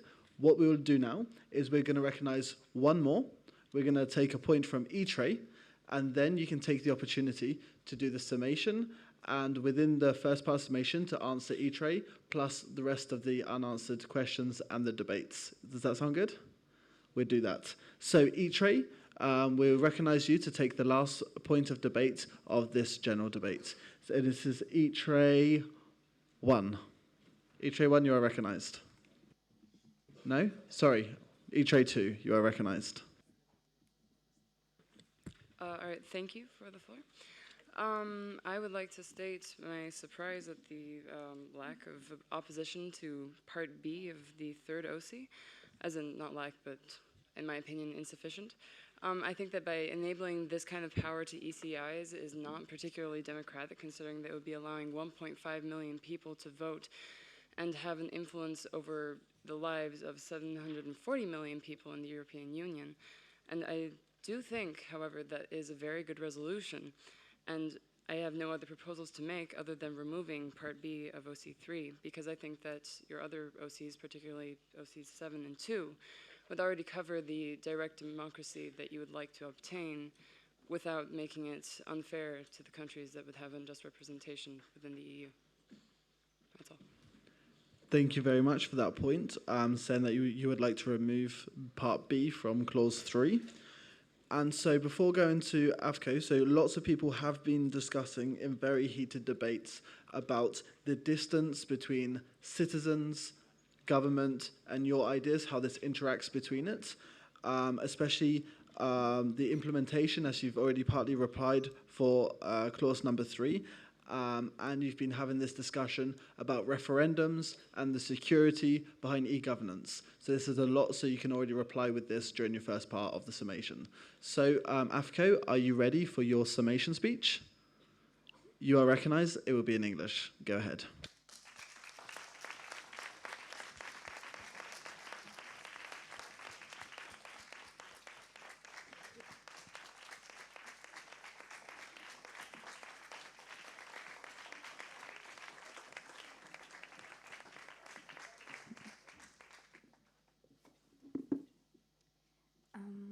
Sehr geehrter Herr Präsident, dear honorable members of the board, et chers délégués. I would like to thank all of you for the fruitful discussions we had. Now I'm quickly going to address the last point. So you were talking about the 1.5 million people. Those 1.5 million people don't have the possibility to really implement a new law.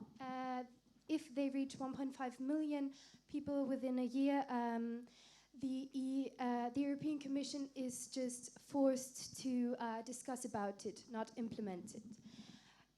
Good. Then we also had a lot of discussions about our about our operative clause number 6. So NGOs are an easier way to get in touch with the population. And furthermore, we are treating them as experts as well. And discussing about the power of the parliament. We want to give people more power by enforcing these 2/3 of majority. And e-voting was only a minor clause in our resolution. It was just an example of innovative procedures. And of course, member states have the chance to choose if they want to implement e-voting or not.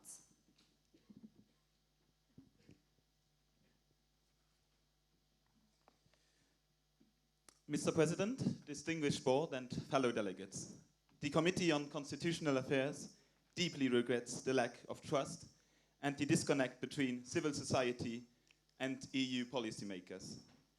Democracy is about giving power to the people. This resolution is going to empower the only institution which is directly elected by the European citizens, the European Parliament.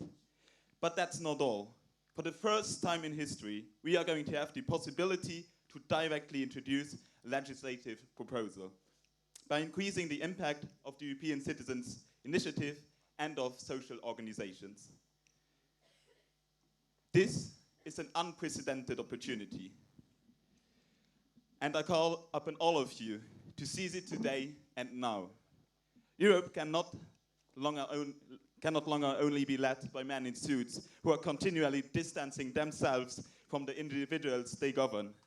Europe is not glass and steel buildings inhabited by bureaucrats and robots. Europe is not the centralization of power. We are the people. We are taking action. We are democracy. If you are going to vote against this resolution, you are not only going to vote against the work of my committee, but you are going to vote against the very notion of democracy itself. Vive l'Europe, vive la démocratie. Merci.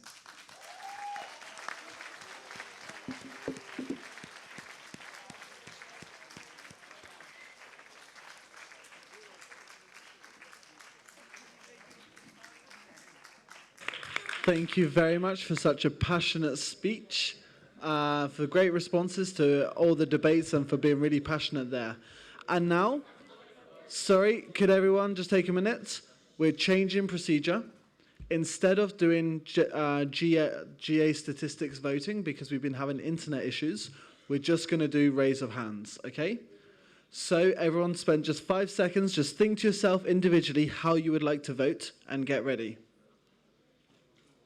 There'll be no need for discussions since you're thinking to yourself.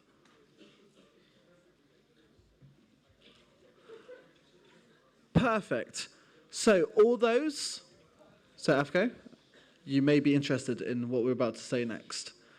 All those who vote in favour, please raise your hand. Hands down. All those against? Hands down. Abstentions? Hands down.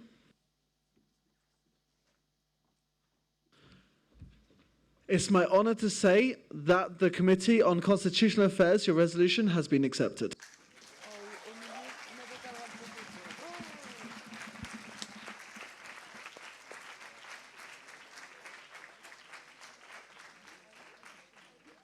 Okay, can I?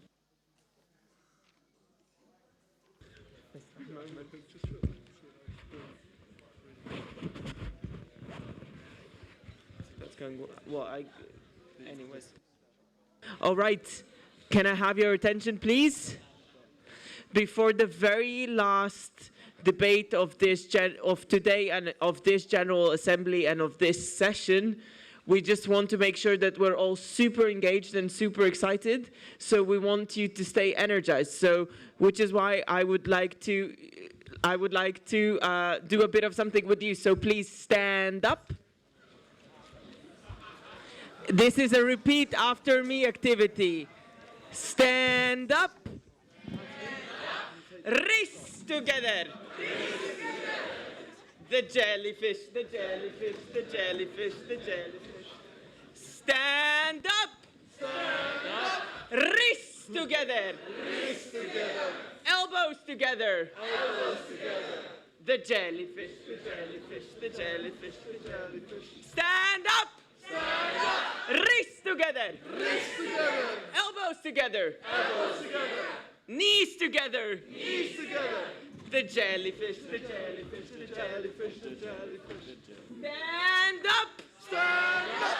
Race together. Race together. Elbows together. Elbows together. Knees together. Knees together. Ankles together. Ankles together.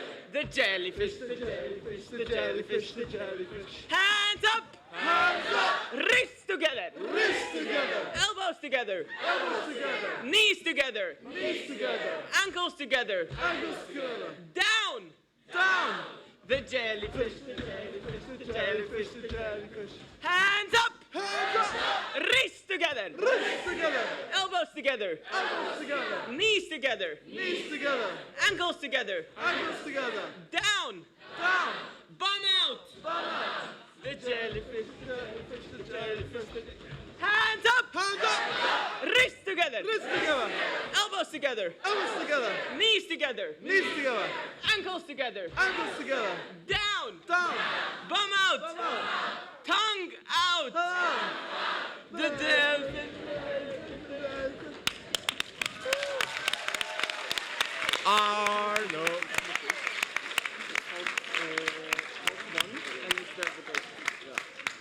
Thank you very much. And Thanks, Arnold. Before we do pass on to the next motion for a resolution, could I also ask the delegates of Cult 1 to please stop playing with their microphones halfway through activities each time? Thank you. Because we're about to do your motion for resolution, and we will do our best to stay serious during yours, and please do your best to stay serious during the rest of the procedures. Thank you.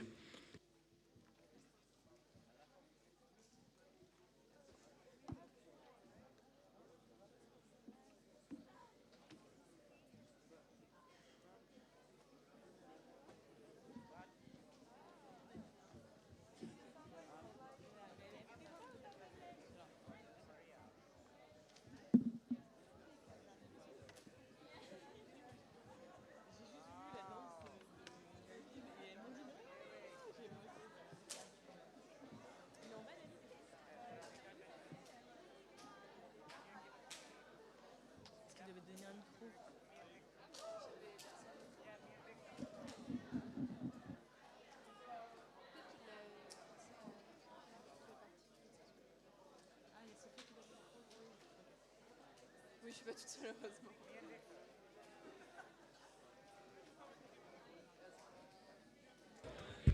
Oogie, oogie, oogie.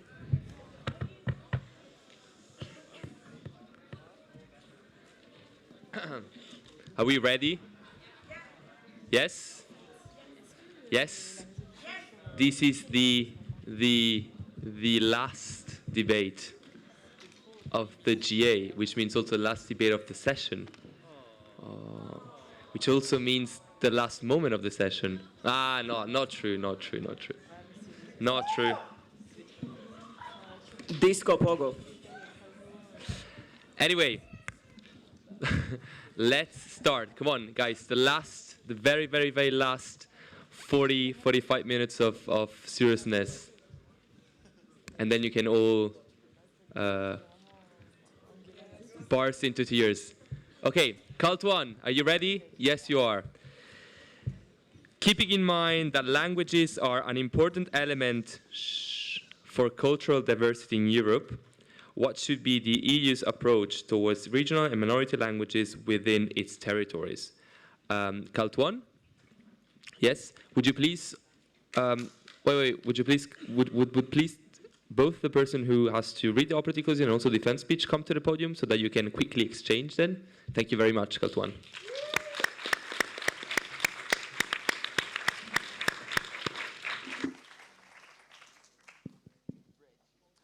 Dear Mr. President, honourable members of the board, distinguished guests, and fellow delegates, the European Youth Parliament, 1.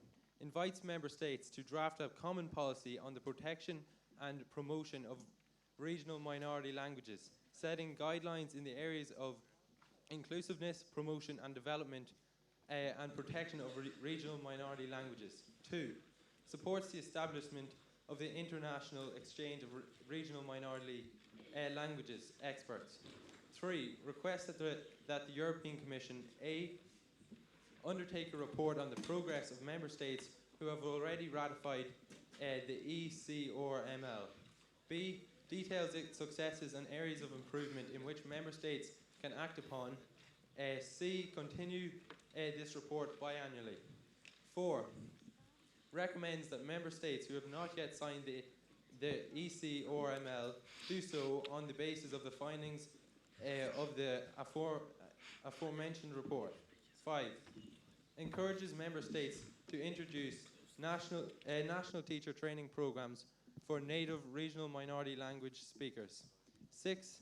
Further encourages member states to introduce optional regional minority language classes into the national school curricula. 7.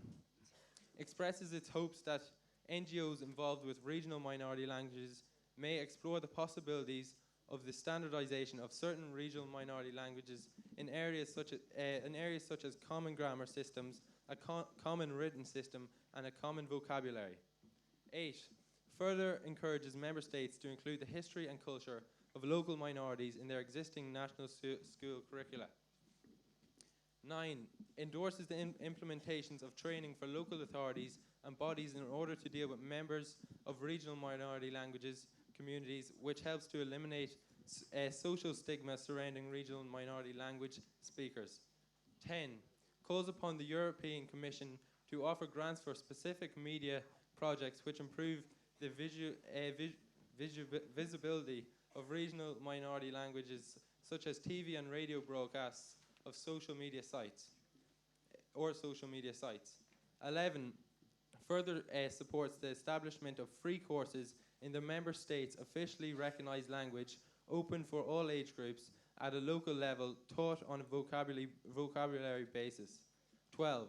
Further recommends local authorities to provide opportunities for open dialogue with representatives of regional minority language communities to determine their needs, such as translation for local governmental literature, informational resources, and surrounding infrastructure. Thank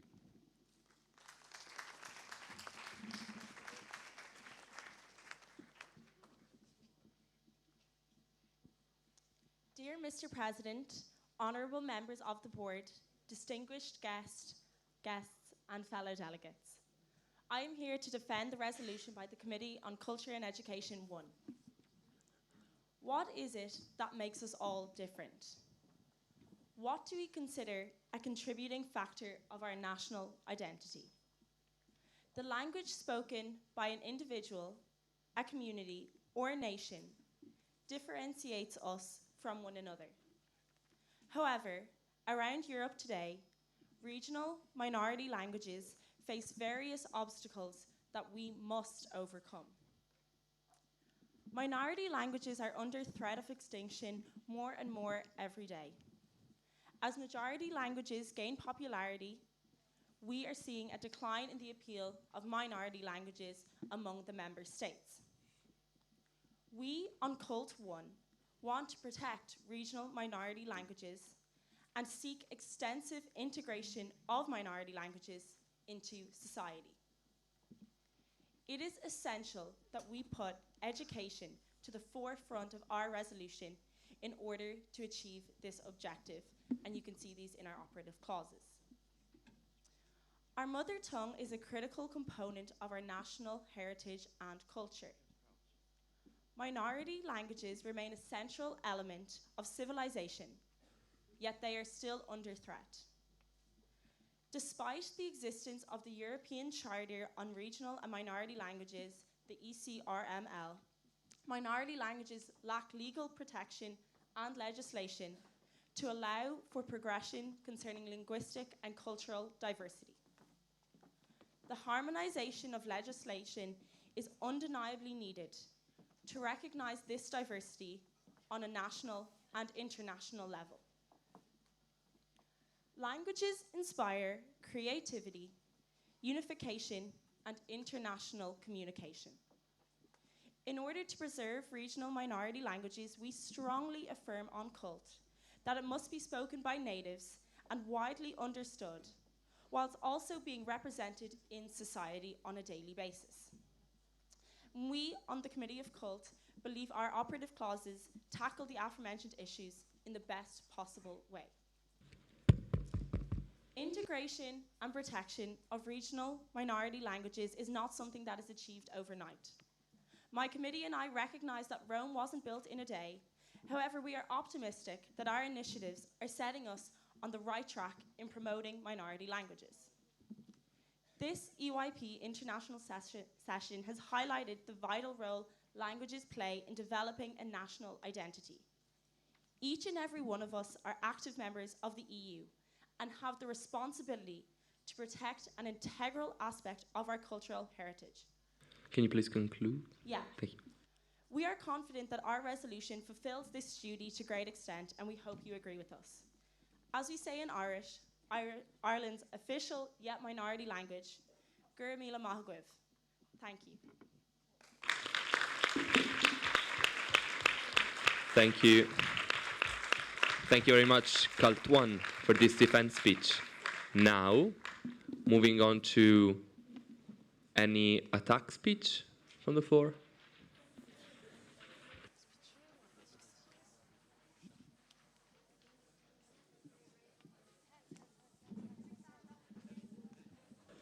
So, David, you're recognized as long as it's just one of you, not all of you, who have to do the attack speech.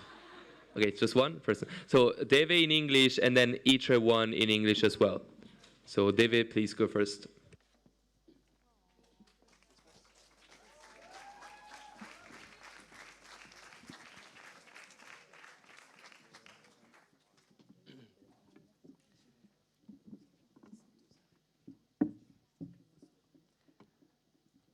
Dear Mr. President, honourable members of the board, fellow delegates, I would like to thank the Committee on Culture and Education on their work and intentions. However, I feel I must disagree with your methods of preserving regional and minority languages. Cult 1 invites member states to draft a common policy on the protection and promotion of MRLs. However, such a common policy dealing with promotion and protection of RMLs already exists in the form of the European Charter on RMLs. Member states were invited in 1992 to adopt this charter, and yet only 25 of the 33 members adopted the Charter. At present, I cannot see how a new common policy that addresses the same goals would change the manner in which those other 8 members would address these MRLs. Additionally, even if this common policy were to be adopted, the suggested standardization of minority languages would hinder their development. Language is something organic that is constantly evolving, and enforcing a common system on a language could kill off dialects of the language. Dialects which are unique to their speakers both historically and culturally. Dialects essential to heritage and cultural identity. I realize the committee only hopes that NGOs explore the possibility of standardization, but even in the cases where standardization may be deemed appropriate to save an endangered language, I feel that it should involve local and national representatives of the specific MRL and its dialects. Perhaps a conference and subsequently a referendum involving these parties could be established so that all members who use the language in their daily life can have a say in how they will officially say things in the future. Thank you.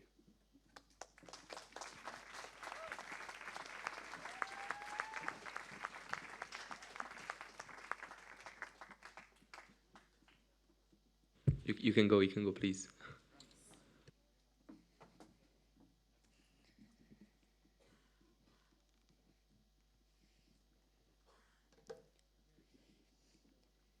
Dear President, Honorable Board, distinguished guests and fellow delegates, Cult 1 has written a resolution which, although we must thank them for writing it... Would you please just speak a bit closer to the microphone, please?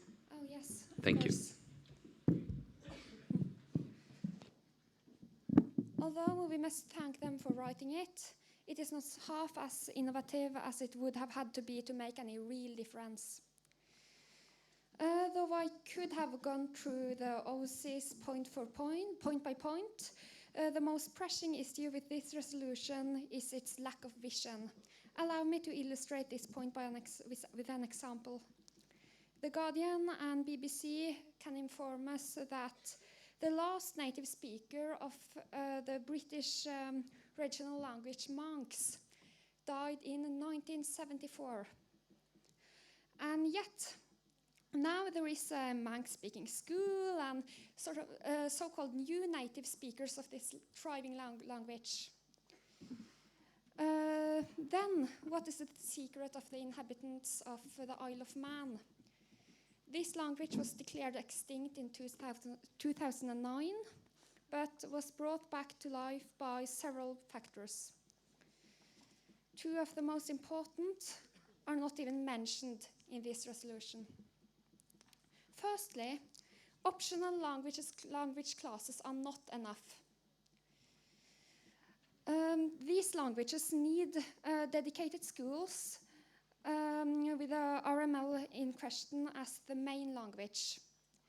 Yet the most important criteria for linguistic survival remains.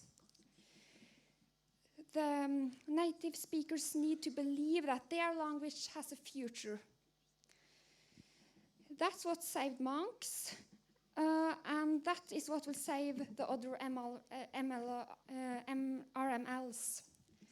Yet, belief in their language is not even mentioned in this resolution. Can you please conclude? Yes. When these points are implemented in this resolution, I will vote in favor. Until then, and in my native language Norwegian, god ettermiddag og takk for meg. Thank you very much. Thank you very much, ITRE 1. I assume that meant thank you. Yes, now yes, Cult 1, are you ready to respond to the attack speech? Yes, thank you. 2 minutes. There you go in English. Thank you.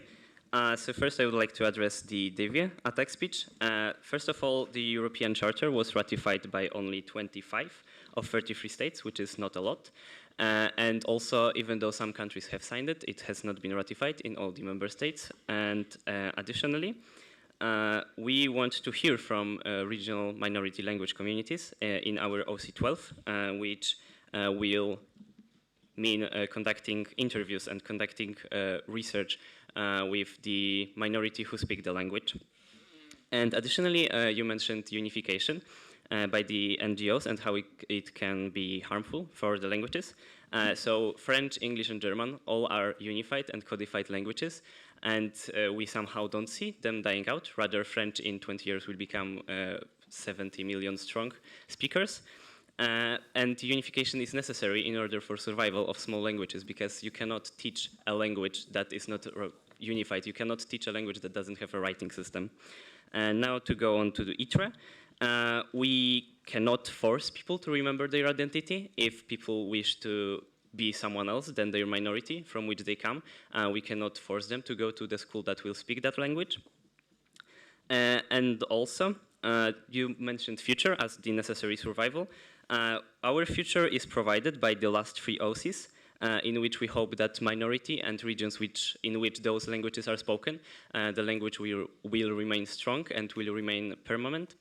And we hope that, thankfully, thanks to our OCs and our provisions to the local governments, they will be able to sustain in local minorities. And because both of the speeches were delivered in English, I would like to bring some more languages. Merci, danke, cebule, thank you.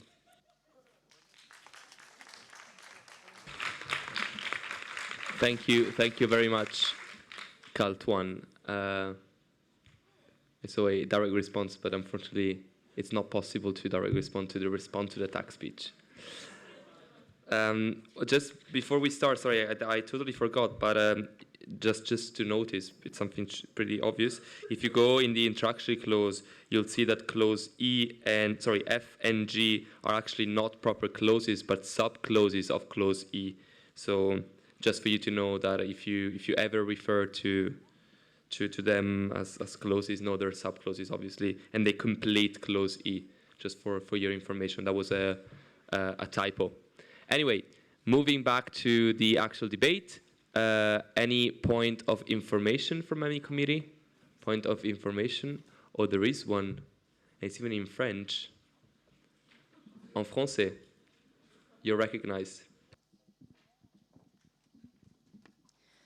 Pourrais-je demander ce que la commission CULT 2 entend par la standardisation de le langage des régionaux minoritaires en relation du vocabulaire commun dans leur 7e proposition? Merci.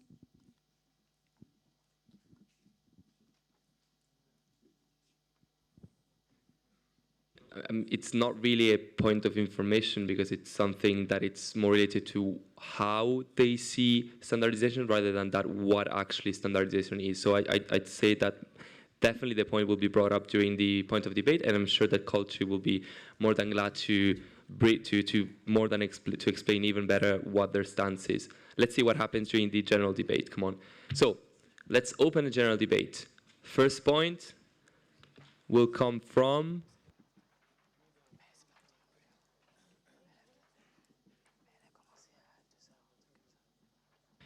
the first point will come from Cult 2.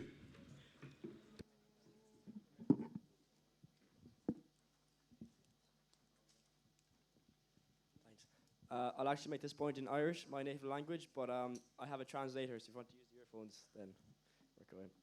Gord Mahagot, beg me kind asquelga don puinte sho, mar is changa yurpok ifigule, agus capin gavulche arunok don disporot. Go generalta, Tom son on tafuk, agus ta lan smuinte untuka a liwa. For ger, smuinium gavul gan nismo, na changa hasho, a cur imask na sokis na tiri shula. Mar exempla, in Erin, ta arrogant nestaha, egwin, iglor telefisha, agus chlor radio, agus capin gavul shin, on if we took, con ar gulter, agus ar janga nashunta, a quenu, agus a cur con keen. Gur magwif.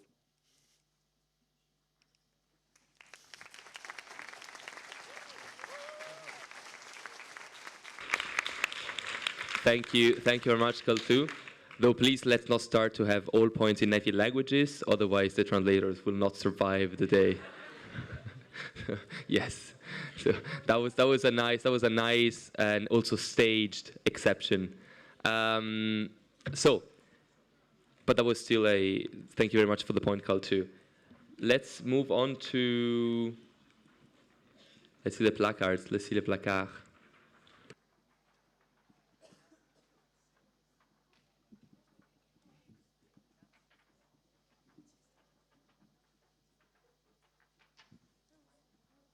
So let's go with AFET first in English and AFCO en français right after.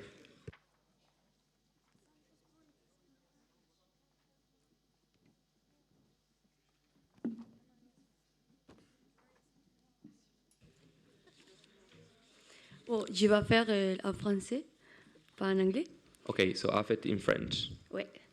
Par rapport à votre clause opérative 9, je trouve qu'utiliser les autorités et organes locaux afin d'aider à éradiquer les stigmatisations sociales. Wait a second. Could you please restart again? Just because the translators were not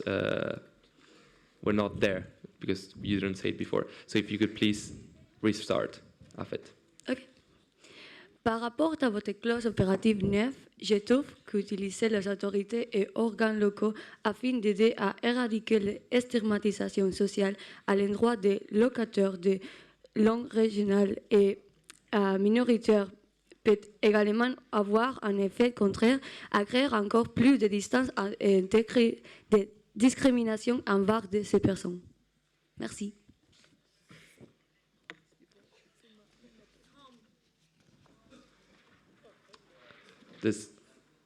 There's a direct response up there on the points just made by AFET. Libe 1, is that? Yeah? Oh, you didn't hear? Okay, so AFET, could you please repeat your point?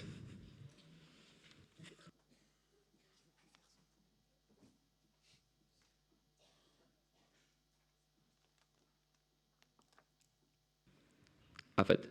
Yes, if you could please repeat your point. Oui.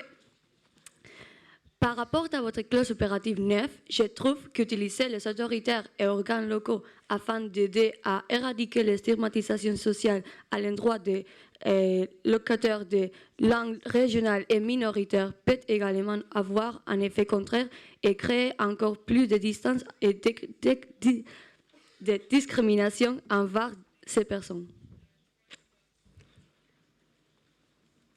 Is that clear now, Cult? Pretty cool. Operative clause number 9. There was a direct response up there. Is there still a direct response? It's not a direct response. Nice. So AFCO en français. D'accord, merci. Je pense que cette résolution n'a pas pensé à une solution pour la barrière linguistique pour les orateurs des langues minoritaires régionales dans l'emploi. Donc, on doit aussi essayer pour encourager les gens qui parlent des langues minoritaires régionales ou apprendre d'autres langues.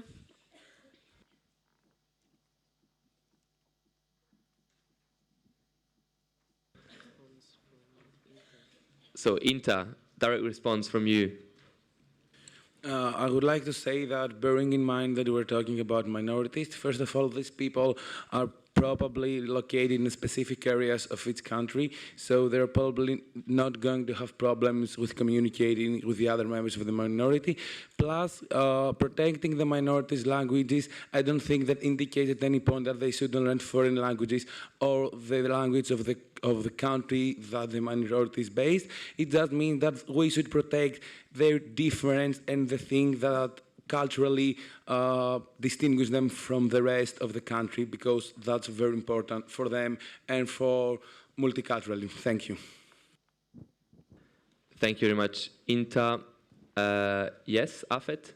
Is it adding something to the now conflicting opinions that we have? Is it bringing something to the table? Or is it just stating the support for one of the two opinions? Okay, let's see. Go, Afet. Je voulais également ajouter qu'il n'est nullement mentionné dans la résolution la reconnaissance des langues des pays et des territoires d'outre-mer de l'Union européenne, et je pense que la reconnaissance de ces langues permettrait en plus une meilleure intégration dans la culture européenne. Merci.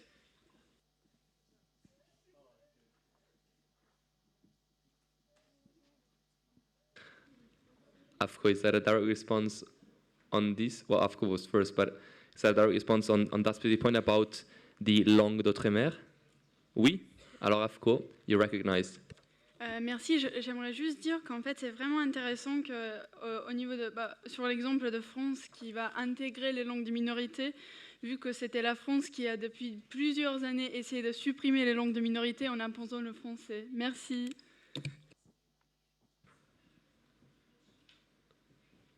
Okay, thank you very much, AFCO.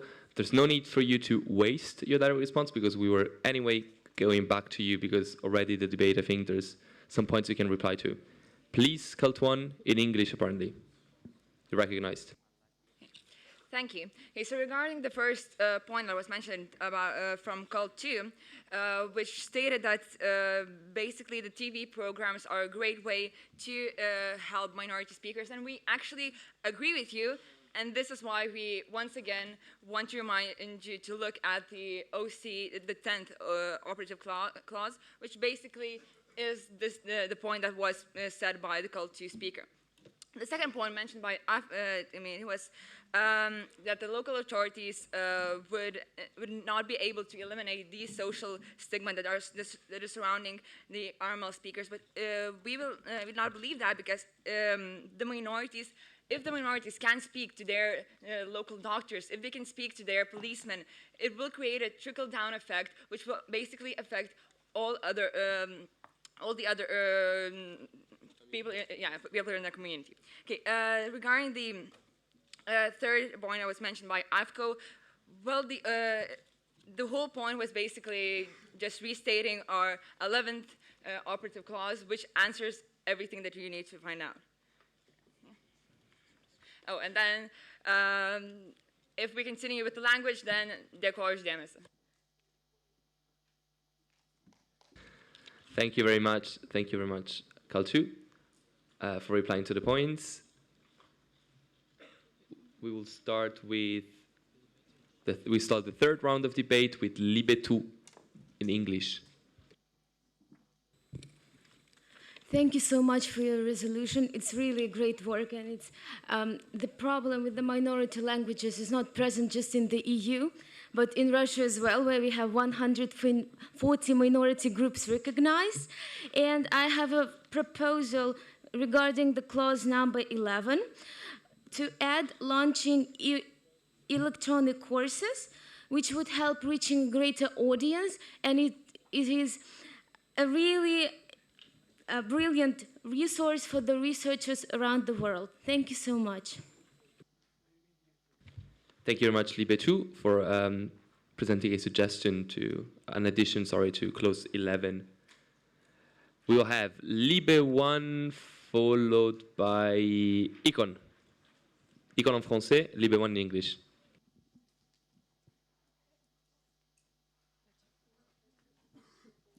Thank you.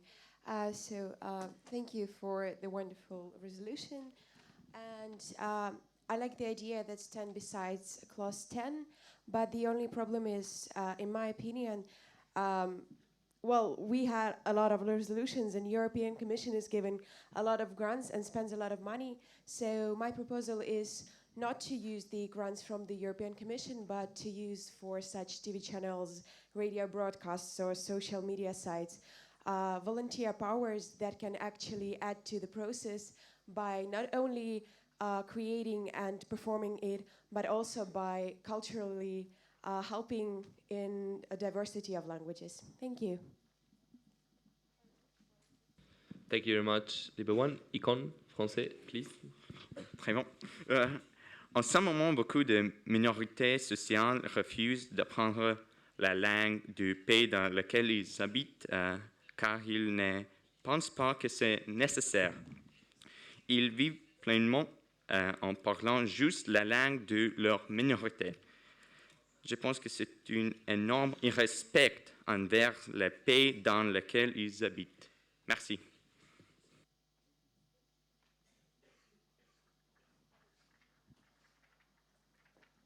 Thank you very much, Icon. Oh, there's a direct response in German by Libe 1. Ich würde hier relativ klar widersprechen, weil Minderheiten nicht zwingend eingewandert sind oder irgendetwas anderes, sondern auch in einem Land entstammen, dort seit teilweise Jahrhunderten leben und damit nicht die Kultur des Nationallandes dieser widersetzen, sondern schlicht und einfach ihre eigene Identität und ihre eigene Kultur ausleben. Danke. Thank you very much, Liebe One.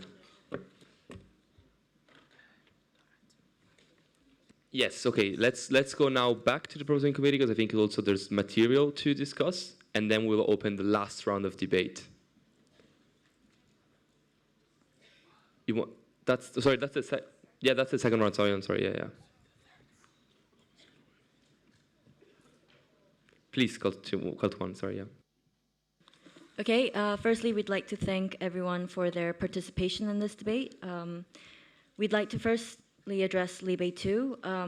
Firstly, our topic is only about the territories. However, we love your proposal about electronic courses, and this is something that we would love to amend into our resolution if we can. Secondly, we also thank Libe 1 for their suggestion. It is also important with cultural integration.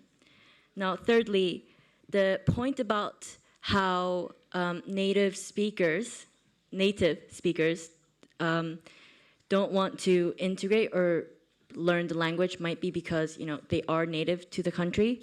But I also think that they were referring to perhaps migrants, which is not within our topic. But however, we also have our operative clause 11, which establishes free courses in member states for officially recognized languages. So this is an opportunity for minorities who want to integrate into the society of majorities and want to learn the language. Thank you very much. Thank you very much, Cult One, for replying to this. So, the third round of debate, yes, sure, Cult One. We're not going to have you sum up the thing before. Let's start with ITRE 2, in English. I strongly disagree with your 10th operative clause, where you propose a media campaign in order to improve RML's visibility. My question is, how would this help? I suggest that instead of doing this, a more effective way of achieving the same goal is giving recognition in the local and the regional level. Thank you. Thank you very much. ITRE 2, there's a direct response there. Yes, please. Hi, I actually think that social media and maybe other things like apps would actually help to integrate these minority languages in the modern world. So I actually think that would be a good point. Yes. Since it's the last debate, let's really try to also explain why the motivation, instead of just saying, I think, but we very much appreciate the direct responses. And Paul 2 will have a point from you, and then Reggie, before going back to the proposing committee to sum up, to reply to the round of debate. And Paul 2. Thank you. I would just like to mention something about OC number 11. I'm personally not really convinced about it. Being a Swedish-speaking person in Finland and Swedish being a minority language, I know that a lot of people have really much hate, and the majority does not approve of learning Swedish in schools, and it's not very popular. So I'm not really convinced by OC. Unfortunately, I don't really have another solution, but yeah, thank you.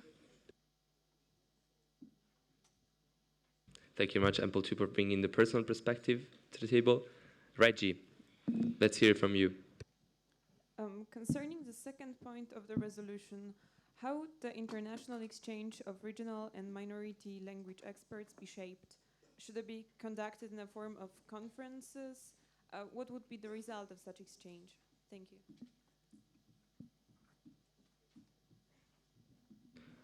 Thank you very much, Reggie. Kaltuan, are you ready to reply? Yes, thank you. Thank you, everyone, for your creative points. Regarding first one from ITRE1 about OC number 10, we already got answer from the direct response, which we are very, very thankful for. We agree that media campaigns are good way to promote languages in our modern area. Plus, it makes people to get used to languages and to see them. It's not a stigma surrounding them. It's, as you see, part of promotion and social integration of regional minority languages speakers. Regarding second point from MPO2 about OC11, I would like to clarify here certain differences that we came across about education. First of all, we defined that minority speaker must or should learn his or her minority language in order that language won't die out. Second of all, minority speaker should learn majority or official language in order to be socially integrated. That's why we have this clause number 11. It's not about forcing anyone to do anything, but we believe that minority speakers want to be socially integrated. They can, when they speak official language, they can make acquaintances, they are more likely to find a job, and many other benefits. And third point about education is that majority speakers should be learning about history and culture of minority speakers in order to understand them and to fight social stigmas surrounding them. Okay, can we? Of course, sorry. No, Last point from can we stop it here and then? Stop. Okay. Yeah, and then in the net, because otherwise there's no time for the others to bring up points. But you will have the submission speech to respond to that. Sorry for that, call to one. Let's see the last round of debate. I see placards, notebooks, papers, everything has been raised. Even people. No, not true. Okay, so the first point will come from MPO 1 and the second one from Sede. And then we'll see.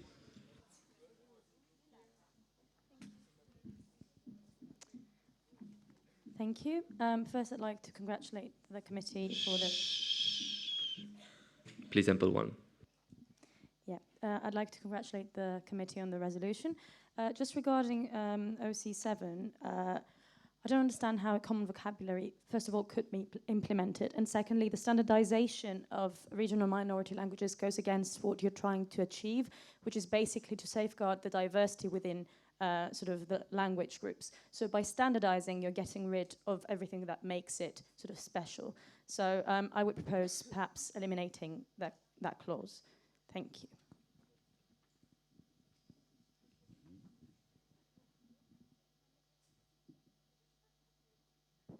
Sede, where are you? Oh, there, okay, cool. Thank you for the floor. I would like to suggest an expansion of the clause number 6 to a small number of universities, and also to consider the option of providing scholarships for students who want to specialize in this field of study, thus preparing a new generation of experts. Thank you.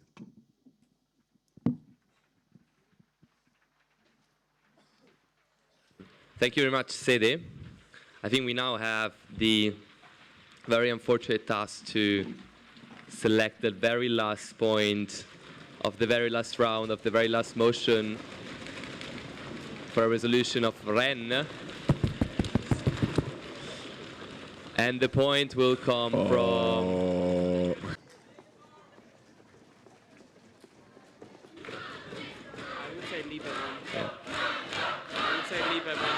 And the point... Liebe 1.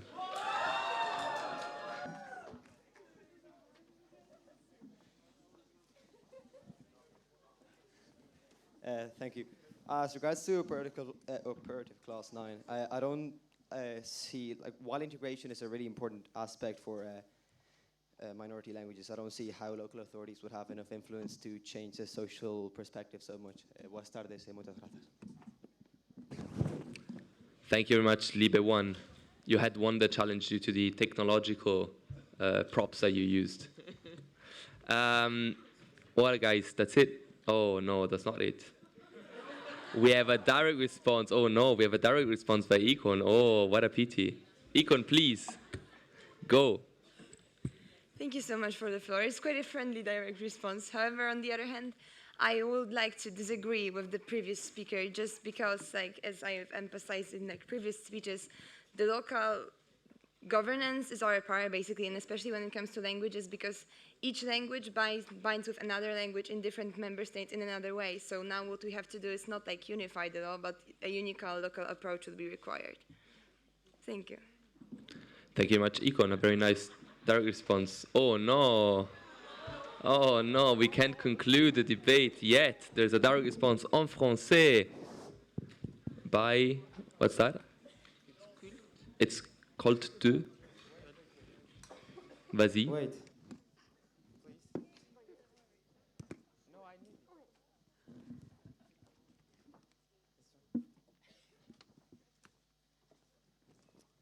Alors, j'aimerais commencer par dire qu'en fait, je ne suis pas du tout d'accord que les langues les langues minoritaires sont importantes pour protéger et promouvoir des langues. Can you speak closer to the microphone or a bit louder, please? Because otherwise it's... Thank you. Je disais que pour protéger et promouvoir des langues régionales ou encore minoritaires, car l'Union européenne est comme une famille. Et je pense qu'on n'a pas besoin de mettre dans l'éducation la nécessité d'apprendre une langue minoritaire ou régionale, sachant qu'il y a l'anglais, il y a le français, il y a l'allemand. Okay, that is not really a direct response. It's just another point. D'accord. Bah, je voulais parler. C'est pas grave. Oh, you tried? Oh, that was a try just to have a point. Okay, fine. Merci. No, I'm joking, but thank you very much. Yes, what do you want? Direct response? No, so it's not a direct response. Yes, we have, sorry guys, we have to stop it because we need to go back to the proposing committee. But thank you very much for the lightness, but still usefulness of this last round of debate. Cult 1, now you have the task to sum up the debate. Please, 3 minutes in English.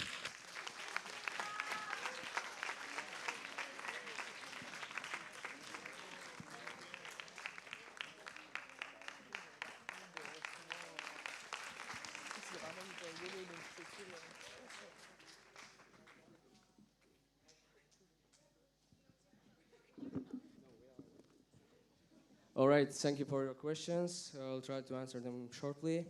So, question number 1, it was from AFCO, I guess. It was concerning OC number 6 about the scholarships and university grants and stuff. We really agree with your point. Thanks for saying, but we decided to start from schools. So, think small, start small, think big. That's what I say. Then, Libre 1 about local authorities and how would it affect the integration of regional minorities to the social life of the community? Well, this is basically the trickle-down effect that we've mentioned before. We agree that this is a long-run solution, but still, we believe it can help to integrate the regional minority to the community. Next one, about standardization.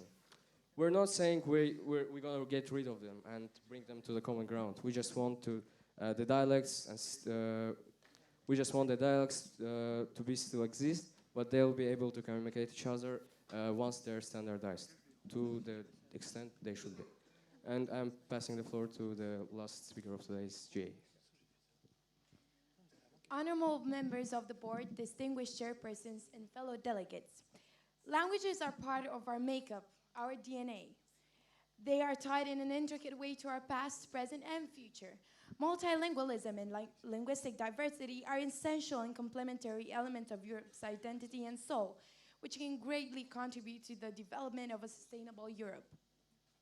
The promotion of the EU's minority languages is of utmost importance for its culture, as these are a crucial part of Europe's traditional fabric and add to the unique patchwork of cultures, traditions, and identities across the continent.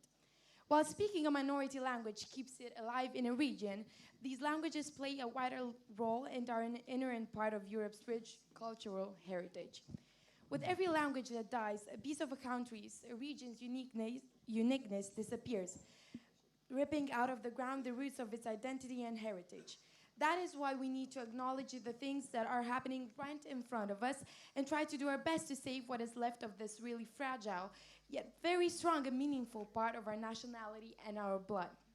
We need to reinvent ourselves by rediscovering who we truly are and redefine our identity as a tighter knit, as European people who celebrate our differences and take pride in the things that bring us closer together.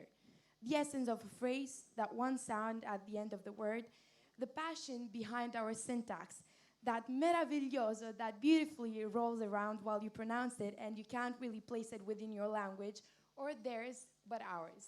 Thank you.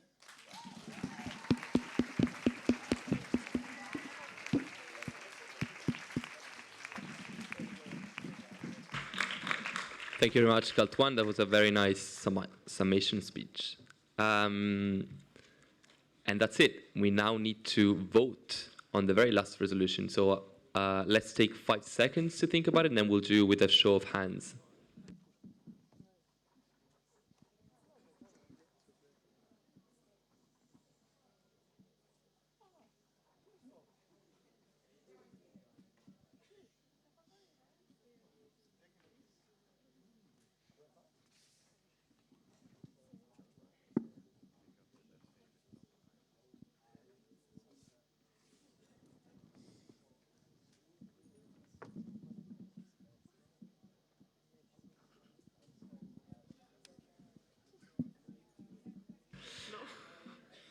So,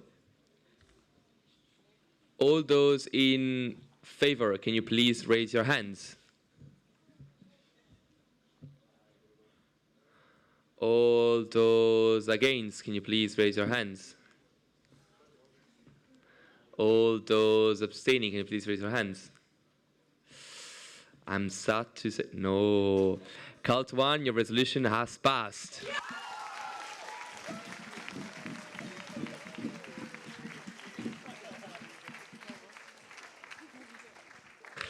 Thank you very much, Cult 1, and thank you very much, everyone. That was the end of the General Assembly. Congratulations to all of you. You survived. You survived. You got to the end. Now, what's next? What's next is, first of all, we're going to have a little break. But for that, I will ask the chairs to gather your committee and bring them to the break separately, so that also you have time to spend together with your committee during that break, because there won't be time for that after closing ceremony. Wait. And after the break, we'll start the opening ceremony, given that the opening ceremony is a bit, is not really Did I say opening? Sorry, closing. Given that the closing ceremony is not really flexible, you should really be back here at 5:20, so that gives you roughly 20 minutes. You can leave your stuff here, obviously, so chairs, please make sure, the chairpersons, please make sure that at 5:20 you are inside this room. Thank you very much. See you later.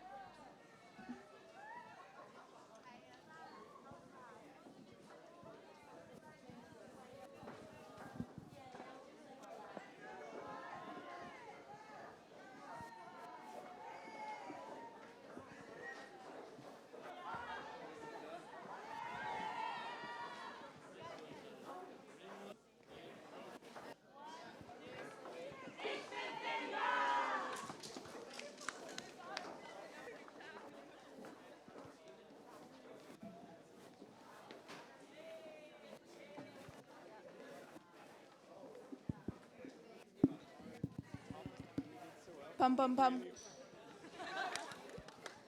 Lorenzo. Lorenzo, can you please clarify if this is a break for closure? Yes. Thank you.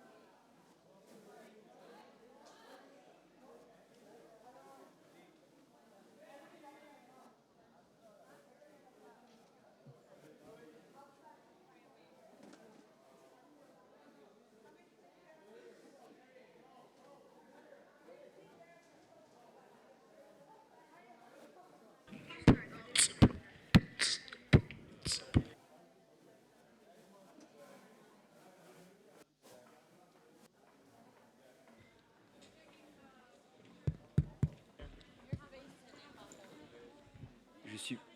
Non. I'm